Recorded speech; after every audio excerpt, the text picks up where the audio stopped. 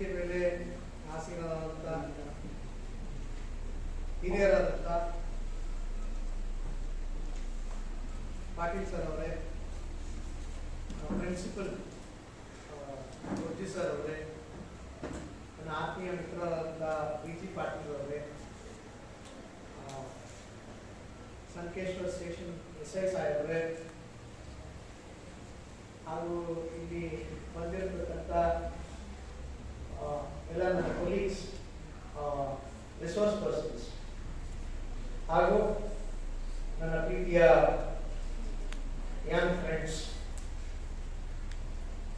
It's always a delight. Somebody remembers us and calls back. BG Patil ಅಂತ ಸ್ನೇಹ sir ಹೇಳಿದಂಗೆ 20 ವರ್ಷದ್ದು ನಮ್ಮ university of college ನಾರ್ಗಾಡ್. Of course ನಮ್ಮ ಒಂದು ಧ್ಯೇಯ ಒಂದೇ ಇದೆ. They are all professional teachers and our purpose, intent and service is student oriented. ವಿದ್ಯಾರ್ಥಿಗಳಿಗೋಸ್ಕರ ನಾವೆಲ್ಲ ನಮ್ಮ ಒಂದು ಏನು ಕುಶಲತೆ ಇದೆ, ಸ್ಕಿಲ್ಸ್ ಇದೆ, ಅದನ್ನೆಲ್ಲ ವಿದ್ಯಾರ್ಥಿಗಳಿಗೋಸ್ಕರ ಹಿಡಿದಿದ್ದೀವಿ. ಆ ಎಕ್ಸಸೈಸ್ ನಲ್ಲಿ this is one major activity. ನಮ್ಮ human rights,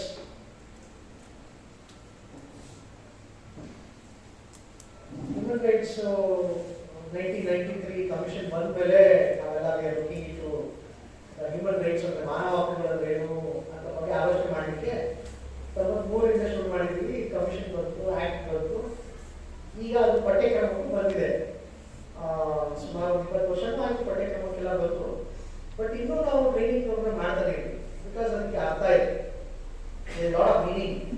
Y national human rights commission ಅವರು ನಮಗೆಲ್ಲ ಸ್ವಲ್ಪ ಫಂಡ್ ಮಾಡಿ ಭಾರತದಾದ್ಯಂತ ಎಲ್ಲ ಕಾಲೇಜಿನ ಮಕ್ಕಳಿಗೆ ಮಾನವ ಹಕ್ಕುಗಳು ಅಂತ ಏನು, ಇದರ ಮೌಲ್ಯಗಳೇನು, ಇದರ ಕಾನ್ಸೆಪ್ಷುಯಲ್ ಐಡಿಯಾ ಏನು, ಇದನ್ನು ನಾವು ಯಾಕೆ ಪಾಲಿಸಬೇಕು ಮತ್ತು ರಕ್ಷಿಸಬೇಕು ಅನ್ನೋ ಒಂದು ಉದ್ದೇಶದಿಂದ ಇಂಥ ಕಾರ್ಯಾಗಾರಗಳನ್ನು ಬಹಳ ಕಡೆ ಮಾಡ್ತಾನೆ ಇದೆ. ನಾವು ಮಾಡ್ಕೊಂಡೇ ಬರ್ತೀವಿ. ನಾವು we have also attended so many courses of human rights. Human rights ಪಾಠ ಕೂಡ ಮಾಡಿ. ಒಂದಿಂದಲೇ ಏನಪ್ಪ ಗೊತ್ತಾಗುತ್ತೆ ಮಕ್ಕಳಿಗೆ? Is it possible to reach? Of course yes. BG Patil ಅವರು ಇಂಟ್ರೊಡಕ್ಷನ್ ಮಾಡ್ತಾ ಹೇಳ್ತಾ ಇದ್ರು, ಇಗ್ನೋರೆನ್ಸ್ ನಮ್ಮಲ್ಲಿ ತುಂಬಿ ತುಳುಕಾಡ್ತಾ ಇದೆ. ನಾನು ಒಬ್ಬ ಕಾನೂನು ವಿದ್ಯಾರ್ಥಿ ಆದ್ರಿಂದ ಸ್ವಲ್ಪ ಅರಿವು ನಮ್ಗೆ ಕೂಡ ಸ್ವಲ್ಪ 1% ಜಾಸ್ತಿ ಇರ್ಬೋದು ನಿಮಗಿಂತ ಅಷ್ಟೇ. You always tell that ignorance of law is no excuse. ನೀನು ಯಾರೇ ಆಗಿರ್ತಾರೆ, ಈ ದೇಶದ ಕಾನೂನನ್ನು ನೀವು ನನಗೆ ಗೊತ್ತಿಲ್ಲ ಅಂದರೆ ಅದು ನಿಮಗೆ ಮಾಫಿ ಮಾಡಲ್ಲ. There is no excuse. ನನಗೆ ಗೊತ್ತಾಗಿಲ್ಲ ಬುದ್ಧಿ ಬಿಟ್ಬಿಡಿ ನನ್ನ ಅಂದರೆ ಬಿಡಲ್ಲ. So it's our duty to know the laws of the nation. ಅಂದಂತ ಎಲ್ಲ ಕಾನೂನುಗಳು ನನಗೆ ಗೊತ್ತಿರಬೇಕು, ನನಗೂ ಗೊತ್ತು. ಬಟ್ ಅವಶ್ಯಕತೆ ಇರುವಂಥ ಕಾನೂನುಗಳನ್ನ ತಿಳ್ಕೊಂಡೇ ಇರಬೇಕು. That is how it runs. ಮಾನವ ಹಕ್ಕುಗಳು, ನಾವೆಲ್ಲ ಮಾನವರಂತಾನೆ, ಯಾರು ಡೌಟ್ ಇಲ್ಲ. ಬಟ್ ಇದ್ರ ಬಗ್ಗೆ ಯಾಕೆ ಚರ್ಚೆ ಯಾಕೆ ಮಾಡಬೇಕು? ಒಂದು 4-5 ಪ್ರಶ್ನೆ ನಿಮಗೆಲ್ಲ ವಿದ್ಯಾರ್ಥಿ, ನನಗಿರೋ ಚಟ ಇದೆ, ಎಲ್ಲರೂ ಮಕ್ಕಳಿಗೆ ಪ್ರಶ್ನೆ ಕೇಳೋದು, ಆಮೇಲೆ ಸಜೆಷನ್ ಕೊಡೋದು. ಪ್ರಶ್ನೆ ಕೇಳೋದು ಉತ್ತರ ನನಗೆ ಗೊತ್ತಿದೆ ಅನ್ಕೊಂಡು ಅದನ್ನು ಗೊತ್ತಿಲ್ಲ. ಸಜೆಷನ್ ಫ್ರೀ ಅಲ್ಲ, ಇಲ್ಲಿ ಬೇಕಾ ಸಿಗುತ್ತೆ. ಬೈ ಒನ್ ಗೆಟ್ ಒನ್ ಅನ್ನಂಗೆ ಕೀಪ್ ಆನ್ ಸಜೆಸ್ಟಿಂಗ್ ಪೀಪಲ್. ಯಾಕಂದ್ರೆ ಇಂಟ್ರಾಕ್ಟಿವ್ ಆಗಿರಲಿ ಅನ್ನೋ ಒಂದು ಕಾರಣ ಅಷ್ಟೇ. ಇದನ್ನು ಬಹಳ ಕಡೆ ನೋಡೋದೆಲ್ಲ ಕೇಳಿದ್ದೀನಿ, ಬಟ್ ಅದರ ರಿಪಿಟೇಷನ್ ಆಗ್ತಾನೆ ಇರ್ತದೆ. ಯಾಕಂದ್ರೆ things are told, but it is told again and again. ಯಾಕೆ ಅಂದ್ರೆ ನಾವು ಹಂಗೆ ಇದ್ದೀವಿ, ಹೇಳಿದ್ದು ಹೇಳ್ತಾನೇ ಇರಬೇಕು, ಕೇಳ್ತಾನೆ ಇರಬೇಕು, ಮತ್ತೊಂದು ಹೋಗ್ತಾ ಇರ್ತೀವಿ. ಅದು ರಿಪೀಟ್ ಆಗಬೇಕು. ಕೆಲವರು ಬಹಳ ಜನ ಎಲ್ಲ students are registered for this programme ಕೂತಿದ್ದೀರಿ. ಇಲ್ಲಿ ಯಾರಿಗಾದ್ರು ನಿಮಗೆ ಮೀನು, ಫಿಶ್, ಅದು ಹೆಂಗೆ ಈಜು ಬಿಡ್ತಲ್ಲ, ನಾನು ಕುಡಿಬೇಕು ಅಂತ ಆಸೆ ಇದೆಯಾ? Anybody wants to be a swimmer like a fish? ಯಾರಾದ್ರು ಸಂಕೇಶ್ವರದಲ್ಲಿ ಎಲ್ಲೂ ಇಲ್ಲ ಸರ್, ನೀರಿಗಿರುವ, ಅದಕ್ಕೆ ನಾವು ಹೋಗಿಲ್ಲ. ಯಾರಿಗೂ ಇಲ್ವಾ? ಓಕೆ, ಇದೆ. ಆದ್ರೆ ಹೆಂಗ್ ಸರ್ ಹೇಳ್ಕೊಡೋದು? ಫೈನ್. ಈಗ ಝೀ ಸರಿ ನಮ್ಮಪ್ಪ ಬರ್ತಾ ಇರುತ್ತೆ, ಎಲ್ಲ ಹಾಡಿರ್ತಾ ಇರ್ತಾರೆ. ಆಮೇಲೆ ಯಾರು ಹೇಳ್ತೀರಾ ನಾನು ಹೋಗಿ ಈ ಥರ ಆಡ್ಬೇಕು ಅಂತ? ಎನಿಬಡಿ? ಒಂದು good, there is one. Okay, ಯಾರಿಗಾದ್ರು ನಮ್ಮ ಮೋದಿ ಸಾಹೇಬ್ ಮನೆಯೆಲ್ಲ ಆಫ್ರಿಕಾದಿಂದ ಏನ್ ಹೇಳ್ಕೊಂಡ್ಬಂದಿದ್ರಿ? ಆಫ್ರಿಕಾದಿಂದ we got something for India. Cheetahs. ನಮ್ಮಲ್ಲಿ ಲಿಯೋಬರ್ಡ್ಸ್ ಇದೆ, ಚೀತಾಸ್ ಇಲ್ಲ, ಜಾಗವರು ಇಲ್ಲ. ಚಿರತೆ ತರ ಓಡಬೇಕು ನಮ್ಮ ಯಾರು ಅನ್ಸುತ್ತೆ? ಓಡೋಗಿ ನೋಡಿ ಮಾಡಿಸೋಣ. Okay, fine. ಬಹಳ ಬಿರುದುಗಳಿದೆ. ಸಾಹಸ ಸಿಂಹ, ಕೆರಳಿದ ಸಿಂಹ. ನೀವು ಯಾರು ಸಿಂಹ ತರ ಇರಬೇಕು ಅನ್ಕೊಂಡಿದ್ದೀರಿ? I should be like a lion. Okay, ಇದೆಲ್ಲ ಯಾಕೆ ಪ್ರಶ್ನೆ ಅಂದ್ರೆ ಇದು ಮನುಷ್ಯನಲ್ಲಿ ಇರುವಂತ ಸಹಜವಾದ ಆಸೆಗಳು. ನನಗೂ ಇದೆ. ನಾನು ಹೇಳ್ತಾ ಇದ್ದೆ, ನೀವು ಹೇಳ್ತಾ ಇಲ್ಲ ಅಷ್ಟೇ. Only one girl was brave enough to tell that she want to sing. ಇದು ಯಾಕೆ ಹೇಳ್ತೀನಿ ನಾನು ಅಂದ್ರೆ, ಇದು ಮನುಷ್ಯನಲ್ಲಿ ಇರುವಂತ ಸಹಜವಾದ ಒಂದು ಗುಣ. ನಾನು ಹಂಗಿರ್ಬೇಕು, ನಾನು ಹಿಂಗಿರ್ಬೇಕು, ನಾನು ಇದನ್ನ ಮಾಡ್ಬೇಕು. ಇದು ಯಾವ್ದು ತಪ್ಪಲ್ಲ, there is nothing wrong. But ನಾವು ಯಾರಾದ್ರೂ ನನ್ನ ಹೇಳ್ಕೊಂಡು ನಾನು ಮನುಷ್ಯನಾಗಿ ಹುಟ್ಟಿದ್ದೀವಿ, ಮನುಷ್ಯನಾಗಿರ್ಬೇಕು ಅಂತ ಎಲ್ಲ ಹೇಳ್ತೀವ? ಆ ಥರ ಏನಾದ್ರು ಆಸೆ ಇದೆಯಾ ನಮಗೆ? ನೀವು ಕ್ವಶನ್ ಯುವರ್ ಸೆಲ್ಫ್. ಎಷ್ಟು ಜನ ನಾವು ಆ ಥರ ಆಲೋಚನೆ ಮಾಡಬಹುದು? ಯಾಕೆ ಹೇಳಿದ್ರೆ ಇದು ಈಗಿಂದಂತಲ್ಲ, it is since ages. Probably ಮನುಷ್ಯ ಅನ್ನೋ ಈ ಪ್ರಾಣಿ ಈ ಭೂಮಿ ಮೇಲೆ ಬಂದಾಗಿಂದ ಅದು ಇರ್ಬೋದು. ನಮಗೆ ಅದು ಅರಿವೇ ಇಲ್ಲ. It is also inevitable that ಎಲ್ಲರೂ ಒಂದೇ ಸ್ಕೇಲ್ನಲ್ಲಿ ಇರ್ಲಿಕ್ಕೂ ಆಗಲ್ಲ. ಯಾರೋ ಬಡವ ಇರ್ತಾರೆ, ಯಾರೋ ಶ್ರೀಮಂತ ಇರ್ತಾರೆ, ಯಾರೋ ಆಫೀಸರ್ಸ್ ಇರ್ತಾರೆ, ಯಾರೋ ಪೀಪಲ್ಸ್ ಇರ್ತಾರೆ, ಯಾರೋ ರೈತ ಇರ್ತಾನೆ, ಯಾರೋ ಒಬ್ಬ ಅಮಾಲಿ ಇರ್ತಾನೆ, ಕೂಲಿ ಇರ್ತಾನೆ. It is bound to happen. ಇದು ಸಹಜ. ಬಟ್ ನಾವು ಇವ್ರನ್ನೆಲ್ಲರೂ ಮನುಷ್ಯರಾಗಿ ನೋಡ್ತಾ ಇದ್ದೀವಾ ಅಥವಾ ಅವರ scale of what they stand ಆ ಥರ ನೋಡ್ತಾ ಇದ್ದೀವಾ ಅನ್ನೋ ವಿಚಾರ. So that is first. ಅಣ್ಣ ಬಸವಣ್ಣ ಹೇಳೋದಪ್ಪ, ಬಹಳ ವರ್ಷಗಳಿಂದಲೇ ಹೇಳೋದು. ನಾವು ಎಷ್ಟು ಜನ ಅದನ್ನು ಪಾಲಿಸ್ತಾ ಇದ್ದೀವಿ? One of the greatest social reformer in the world, social cultural reformer ಯಾರಾದ್ರು ಅಂದ್ರೆ ಅದು ನಮ್ಮ ಬಸವಣ್ಣನೇ. ಅದು ಈ ಭಾಗದ ನಾಡಲ್ಲೇ ಹುಟ್ಟಿದಂತ ಬಸವಣ್ಣವರು ಯಾವ ರೀತಿ ಹೇಳುತ್ತೀವಿ ಅದನ್ನು ಕೇಳ್ತಾ ಇದ್ದೀವಿ. ಮತ್ತೆ ಬಿಟ್ಟಿದ್ದೀವಿ ನಾವು. ಆಲೆ ಎವ್ರಿ ಸರ್ 800 ವರ್ಷ ಆಯಿತು, 700 ವರ್ಷ ಆಯಿತು. What is there? The so-called Britishers who came up with something what we call always Magna Carta, ಅದೇನೋ ಒಂದು ಡಾಕ್ಯುಮೆಂಟ್ ಅಂತ. Unfortunately, it was not for the common man. Magna Carta ಅನ್ನೋದು 12ನೇ ಶತಮಾನದಲ್ಲಿ ಆದಂತ ಆವಾಗ ಈ ಬಸವಣ್ಣವರು ಇದ್ದು ಅಲ್ಲಿ Magna Carta king George who was there. ಅಲ್ಲೊಂದು ಅಗ್ರಿಮೆಂಟ್ ಆಯ್ತು ರಾಜರು ಮತ್ತೆ ನೋಬಲ್ ಫ್ಯಾಮಿಲೀಸ್ಗೆ. ರಾಜ ನಿಮ್ಗೆ ಅಷ್ಟು ಕಿರುಕುಳ ಕೊಡಲ್ಲ ಇನ್ಮೇಲೆ ಅಂತ.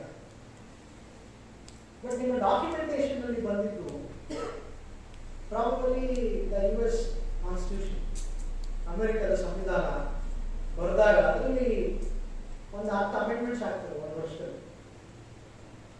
ಅದರಲ್ಲಿ all this rights are encrypted. Why? Because of the French revolution.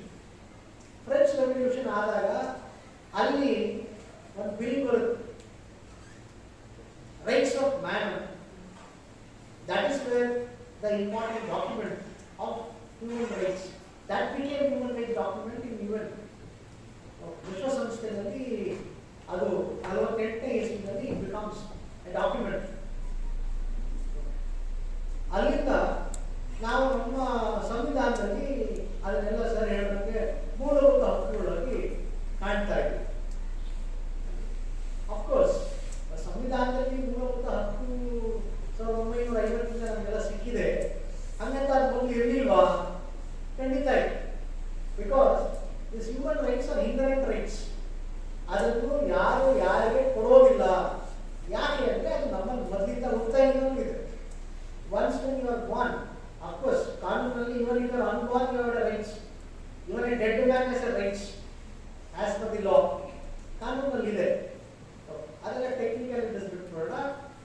ಮನುಷ್ಯ ಅಂತ ಹುಟ್ಟಿದ ಮೇಲೆ ಅವನಿಗೆ ಬೇಸಿಕ್ ಆದಂಥ ಹಕ್ಕುಗಳು ಅವನು ಹುಟ್ಟಿದ ತಕ್ಷಣ ಅವನ ಜೊತೆನೆ ಬಂದಿರುತ್ತೆ. ಅದನ್ನು ಯಾರು ಕಸ್ಕೊಳ್ಳಿಕ್ಕೂ ಆಗಲ್ಲ, ಯಾರು ಕೊಡ್ಲಿಕ್ಕೂ ಆಗಲ್ಲ. That is human rights. No court can grant it, no government can arrest ಹಂಗಂತ ಹೇಳ್ತಾ ಇದ್ವಿ. ಬಟ್ ಬಹಳ ಕಡೆ ಉಲ್ಲಂಘನೆ ಆಗ್ತಾನೆ ಇದೆ.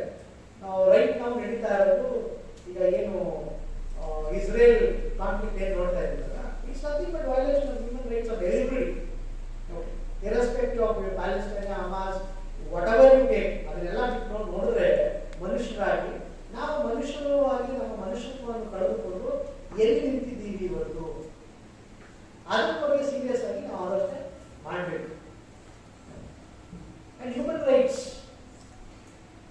ಮತ್ತೆ ನಿಮ್ಮ ಫಂಡಮೆಂಟಲ್ ರೈಟ್ಸ್ಗೆ ಏನು ವ್ಯತ್ಯಾಸ ಇದೆ ಅಂದರೆ, ಹ್ಯೂಮನ್ ರೈಟ್ಸ್ ಇಟ್ಸ್ ಇನ್ನರೆಂಟ್ ನಾ ಹೇಳಿದಂಗೆ, ಮತ್ತೆ ಅದಕ್ಕೆ ಯಾವುದೇ ಚೌಕಟ್ಟಿಲ್ಲ. Everybody including me are identified by my name. ನಮ್ಮ ಹೆಸರಿನ ಅನುಗುಣವಾಗಿ ನಾವೆಲ್ಲ ಐಡೆಂಟಿಫಿಕೇಶನ್ ಆಗ್ತೀವಿ. This is my right. ಸರ್ಕಾರ ಏನು ಹೇಳುತ್ತಾ ಯಾರ್ಯಾರು ಹೆಸರು ಇಡಲೇಬೇಕು ಅಂತ ಯೋಚನೆ ಮಾಡ್ಕೊಂಡು ನಿಮಗೆಲ್ಲ ಸರ್ಟಿಫಿಕೇಟ್ಸ್ ಇರಬೇಕು, ನಮಗೆಲ್ಲ ಇಲ್ಲ. Date of birth, because we have won much earlier to that of when the date of birth certificates came into picture in 86. ಅಲ್ಲಿದೆ, ಅದಕ್ಕೋಸ್ಕರ ಬರೀಬೇಕು. ನಾವೇನು ಮಾಡ್ತೀವಿ ಭಾರತದಲ್ಲಿ, ಆ ಮಗು ಹುಟ್ಟಿದ ಮೇಲೆ ಅದಕ್ಕೆ ಚಿನ್ನ, ರನ್ನ, ಮನ್ನ ಎಲ್ಲ ಅಂದು 1 ವರ್ಷ ಆದ್ಮೇಲೋ ಅಥವಾ 6 ತಿಂಗಳಾದ್ಮೇಲೋ 8 ವರ್ಷ ಅಥವಾ 8 ತಿಂಗಳಾದ್ಮೇಲೋ ಹೆಸರಿರ್ತೀವಿ, ಹೌದಾ? But if you go abroad, ನೀವು ಹುಟ್ಟಿದ ತಕ್ಷಣ ಮಕ್ಕಳಿಗೆ ಹೆಸರಿರಲೇಬೇಕು. That is there right. ಅಲ್ಲಿಂದ ಹಿಡ್ಕೊಂಡು there are many rights, but that get entangled into fundamental rights. ನಿಮ್ಮ ಸಂವಿಧಾನದ ಮೂಲಭೂತ ಹಕ್ಕುಗಳೇನಿದೆ ಅದರ ಜೊತೆ ಎಂಟೈಂಗಲ್ಮೆಂಟ್ ಆಗೋದು. For example article 14 equality, 21 right to life. ಇದು ಭಾರತದ ಪ್ರಜೆಗೆ ಅಲ್ಲ, ಯಾರೇ ಭಾರತದಲ್ಲಿ ಇದ್ರೂ ಸಹಿತ ಎಲ್ಲರಿಗೂ ಅನ್ವಯಿಸಿ. It's applicable to all. ಅಂದ್ರೆ ಯಾಕೆ ಅದಕ್ಕೆ ಅಷ್ಟು ಇಂಪಾರ್ಟೆನ್ಸ್ ಇದೆ ಅಂದ್ರೆ, ಕಾನೂನಿನ ಮುಂದೆ ಎಲ್ಲರೂ ಸಮ. ಅದು ಭಾರತದ ಪ್ರಜೆ ಆಗಿರಲಿ ಅಥವಾ ಇಲ್ಲದೇ ಇರಲಿ, ಅವರಿಗೆ ಅದು ಅನ್ವಯಿಸಿ. Right to life 21 irrespective of the citizenship. ಅವನು ಭಾರತದ ಟೆರಿಟರಿನಲ್ಲಿ ಇದ್ದ ಅಂದ್ರೆ ಅವನಿಗೆ ಅದು ಅಪ್ಲಿಕೇಬಲ್ ಆಗೇ ಆಗುತ್ತೆ. ಫಾರ್ ಎಕ್ಸಾಂಪಲ್, ನಿಮಗೆ 2006ರಲ್ಲಿ ಮುಂಬೈ ಅಟ್ಯಾಕ್ಸ್ ಆಯಿತು. The terrorist was smart, Kasab ಎಲ್ಲ ಹೇಳಿದ್ರು, ಇವತ್ತಿನ ಏನಾಗ್ಬಿಡಿ, ಈಗಲೇ ಗಲ್ಲಿಗೇರಿಸ್ಬಿಡಿ, ಪಬ್ಲಿಕ್ ಹ್ಯಾಂಗಿಂಗ್ ಅಂತ. ನಾವು ಹಂಗೆ ಮಾಡಲ್ವಾ? What we did not do. ಯಾಕೆ ಅಂದರೆ ರೈಟ್ ಟು ಈಕ್ವಾಲಿಟಿ ಎಲ್ಲಿ ಬಿಫೋರ್ ದ ಲಾ, ಕಾನೂನಿನ ಅನ್ವಯ ಪ್ರತಿಯೊಬ್ಬನಿಗೆ ಕಾನೂನಿನ ಪ್ರೋಸೆಸ್ ಏನಿದೆಯಲ್ಲ ಅದು ಅವಕಾಶ ಕೊಡಲೇಬೇಕು. ನಮಗೆ ಸಿಟ್ಟಿದೆ ಇಲ್ಲ ಅಂತಲ್ಲ, ನಮಗೆ ಸೇಡಿದೆ ಇಲ್ಲ ಅಂತಲ್ಲ, ಬಟ್ ಹಂಗಂತ ಕಾನೂನನ್ನ ನಾವು ಕೈಗೆ ತಗೋಬಾರ್ದು ಅನ್ನೋದೇ ಆರ್ಟಿಕಲ್ 14 ಕ್ಲಿಯರ್ ಟೆಲ್ಸ್. ಬಟ್ ಅದು ಎಲ್ಲರೂ ಸಮ. ಅವನು ಟೆರರಿಸ್ಟ್ ಆಗಿರಲಿ, ಕೊಲೆಗಡಕ ಆಗಿರಲಿ ಅಥವಾ ಇನ್ನೋಸೆಂಟ್ ಇರಲಿ, ಕಾನೂನು ಅಂದರೆ ಎಲ್ಲರೂ ಅವ್ರ ಮುಂದೆ ಒಂದೇ ಆಗಿರಬೇಕು ಅನ್ನೋದಕ್ಕೆ ಎಲ್ಲರಿಗೂ ಕೂಡ ಅವಕಾಶ ಕೊಡಬೇಕು. Right to life and this article 14 are interlinked. ಇದು ನೋಡಿ ನಮ್ಮ ಹ್ಯೂಮನ್ ರೈಟ್ಸ್ಗೆ ಹೆಂಗೆ ಅಂಟ್ಕೊಂಡಿದೆ. It is basically against the institutions established under the constitution. ಸಂವಿಧಾನಾತ್ಮಕವಾಗಿ ಭಾರತದಲ್ಲಿ ಆದಂಥ ಸಂಸ್ಥೆಗಳು which has powers. For example police ಸಾಹೇಬರು ಕೂತಿದ್ದಾರೆ ಇಲ್ಲೇ. It's a very powerful institution ಭಾರತದಲ್ಲಿ, because we see them as the walking law and order. ಹಂಗಿದೆ.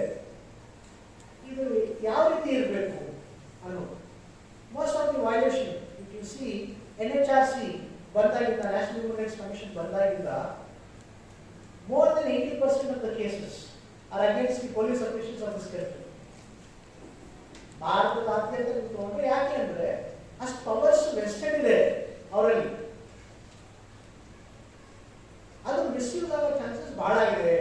ಅದಕ್ಕೋಸ್ಕರ ಈಗ ಸುಮ್ಮನೆ ಒಂದು ಸಣ್ಣ ಎಕ್ಸಾಂಪಲ್ ಸಾರ್ ಇದ್ದಾರೆ. Sankeshwar Belgaum is hardly half an hour journey, ಇಲ್ಲ 30-40 ನಿಮಿಷ ಇದೆ.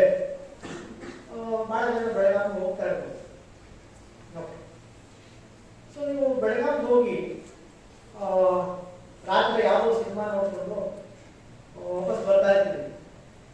ಸಂಕೇಶ್ವರ್ ನಿಮ್ಮ ಊರು, ಸಂಕೇಶ್ವರ್ ರೋಡ್ಗೆ ನೀವು ಒಳಗಡೆ ಎಂಟ್ರಿ ಆಗೋಷ್ಟು ರಾತ್ರಿ 12:30 ಆಗಿದೆ.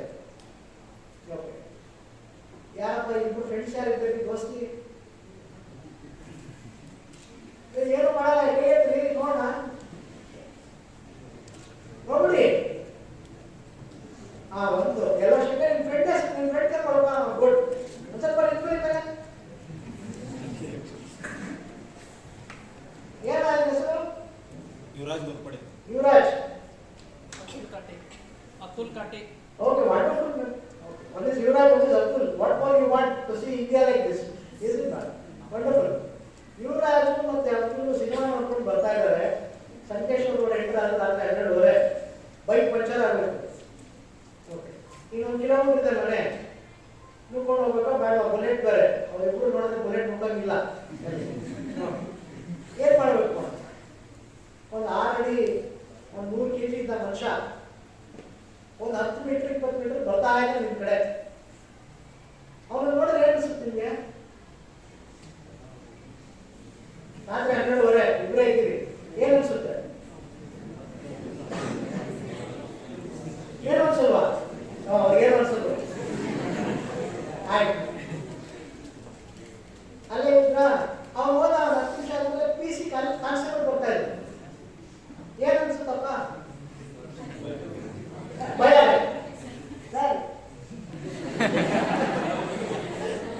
ಅಂದ್ರೆ ಅವ್ರು ಯಾರು ದಾಂಡಿಗೆ ನೋಡಿದ್ರೆ ಭಯ ಆಗಿಲ್ವಂತೆ. ಪೊಲೀಸ್ ಕಾನ್ಸ್ಟೇಬಲ್, ಪೊಲೀಸ್ ಏನು ಕಾಕಿ ಡ್ರೆಸ್ ಮೇಲೆ ಇದ್ರೆ ಅವ್ರು ನೋಡಿದ್ರೆ ಭಯ ಆಗೋಯ್ತು. This is the perception that we carry. ಅವ್ರಿಗೆ ಅಲ್ರಿ ನನಗೂ ಭಯ ಆಗುತ್ತೆ. ಯಾಕೆ ಅಂದ್ರೆ ಆ ಥರ ವಾತಾವರಣ ಸೃಷ್ಟಿ ಇದೆ. ಪೊಲೀಸ್ ನೋಡಿದ್ರೆ ನಮಗೆ ಅವನಿಗೆ ಸದ್ಯಪ್ಪ ಪೊಲೀಸ್ ಬಂದ್ರು ಅನ್ಸ್ಬೇಕು, ಇವ್ನು ಯಾಕಪ್ಪ ಗೊತ್ತಾಗಿದೆ. ಬಿಕಾಸ್ ಯಾಕಂತಿದೆ ನೋಷನ್ ಆ ಥರ ಕ್ಯಾರಿ ಮಾಡಿದ್ದೀವಿ. ಅಫ್ಕೋರ್ಸ್ ಅದು ಹಾಗೇನೇ ಇದೆ. ಯಾಕಂದ್ರೆ ಬ್ರಿಟಿಷರು ನಮಗೆ 1857 ಏನು ಈ ಫಸ್ಟ್ ವಾರ್ ಆಫ್ ಇಂಡಿಪೆಂಡೆನ್ಸ್ ಆದ್ಮೇಲೆ ತಂದಂತ ಕಾನೂನುಗಳು, Indian penal code and the Indian police act ಎರಡೂ ಹಂಗೆ ಇದೆ. They wanted a brutal force to be set up against the people.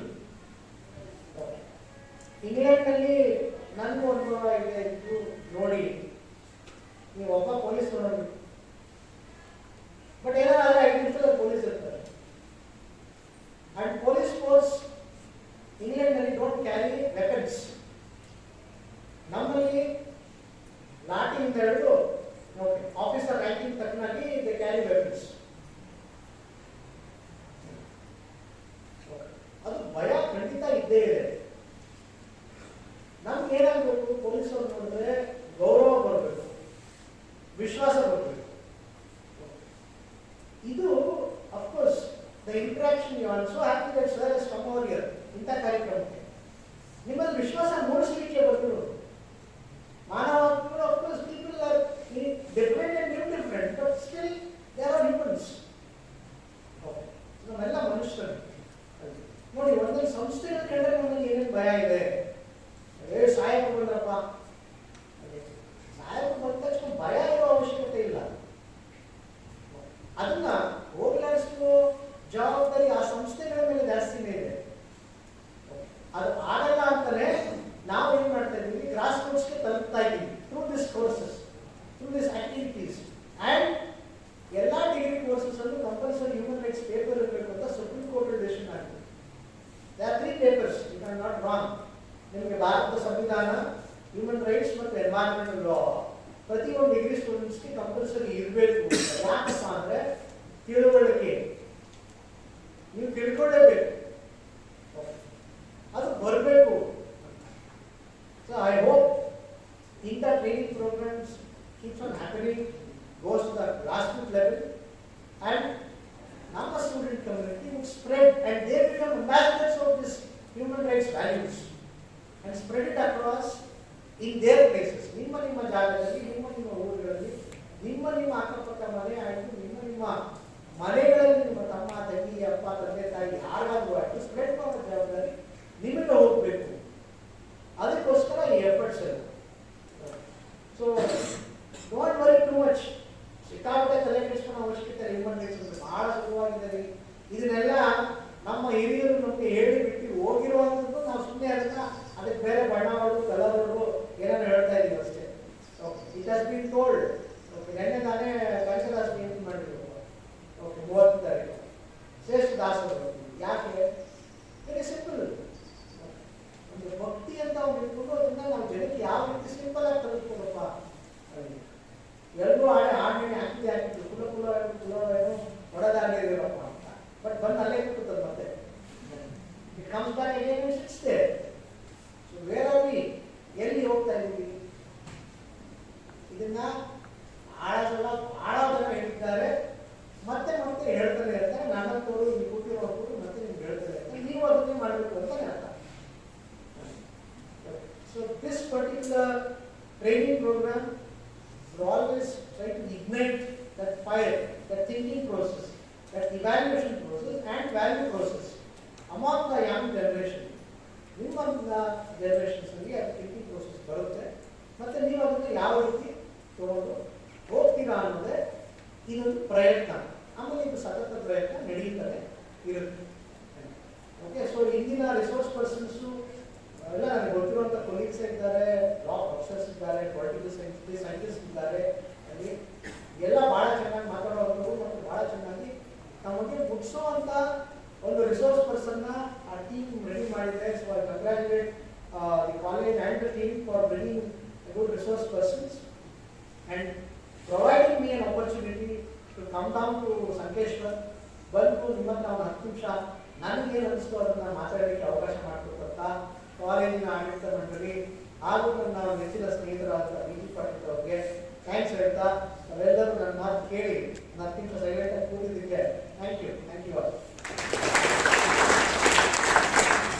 ಅನೇಕಾನೇಕ ಪ್ರಶ್ನಾವಳಿಯ ಮೂಲಕ ಹಾಸ್ಯಾಸ್ಪದ ಮಾತುಗಳಿಂದ ಲವಲವಿಕೆಯನ್ನು ತುಂಬಿ ತನ್ನ ಅತ್ಯದ್ಭುತ ಜ್ಞಾನದ ಬುದ್ಧಿಯನ್ನ ಔಚಿತ್ಯಪೂರ್ಣವಾಗಿ ನಮ್ಮೊಂದಿಗೆ ಹಂಚಿಕೊಂಡ ಅಧ್ಯಾಪಕರಿಗೆ ಧನ್ಯವಾದಗಳು. ಇನ್ನು ಈ ಅತ್ಯದ್ಭುತ ವಿಚಾರಗೋಷ್ಠಿಗೆ ಅಧ್ಯಕ್ಷರಾಗಿ ಆಗಮಿಸಿದ ಶ್ರೀ ಆರ್.ವಿ. ಪಾಟೀಲ್ ಸರ್ ಇವರು ಅಧ್ಯಕ್ಷೀಯ ಸಮಾರೋಪವನ್ನು ನೀಡುತ್ತಾರೆ.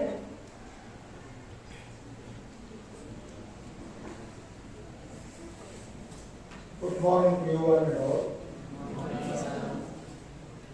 ನಮ್ಮ ಶ್ರೀ SVP ಶ್ರೀ ಗುರುಮುಖೇಶ್ವರ ವಿದ್ಯಾವರ್ಧಕ ಸಂಘದ ಆರಾಧ್ಯ ದೇವರ ಶ್ರೀ ಗುರುಮುಖೇಶ್ವರರನ್ನ ಮತ್ತು ಈ ಕ್ಷೇತ್ರದ ಜಗದ್ಗುರುಗಳಾದ ಶಂಕರಾಚಾರ್ಯ ಮಂಡಳಿ ವಿರುದ್ಧ ನಮಸ್ಕರಿಸುತ್ತಾ, ಇವತ್ತು ಹ್ಯೂಮನ್ ರೈಟ್ಸ್ ಕಾರ್ಯಕ್ರಮ ನಿಮಿತ್ತ ನಾವು ಬಿಜಿ ಪಡೆದು ಒಂದು ಒಳ್ಳೆ ಕೆಲಸ ಮಾಡಿ ನನ್ನ ವೈಯಕ್ತಿಕ ಮನಸ್ಸಿಗೆ ಭಾಳ ಸಂತೋಷ ಆಗಿದೆ.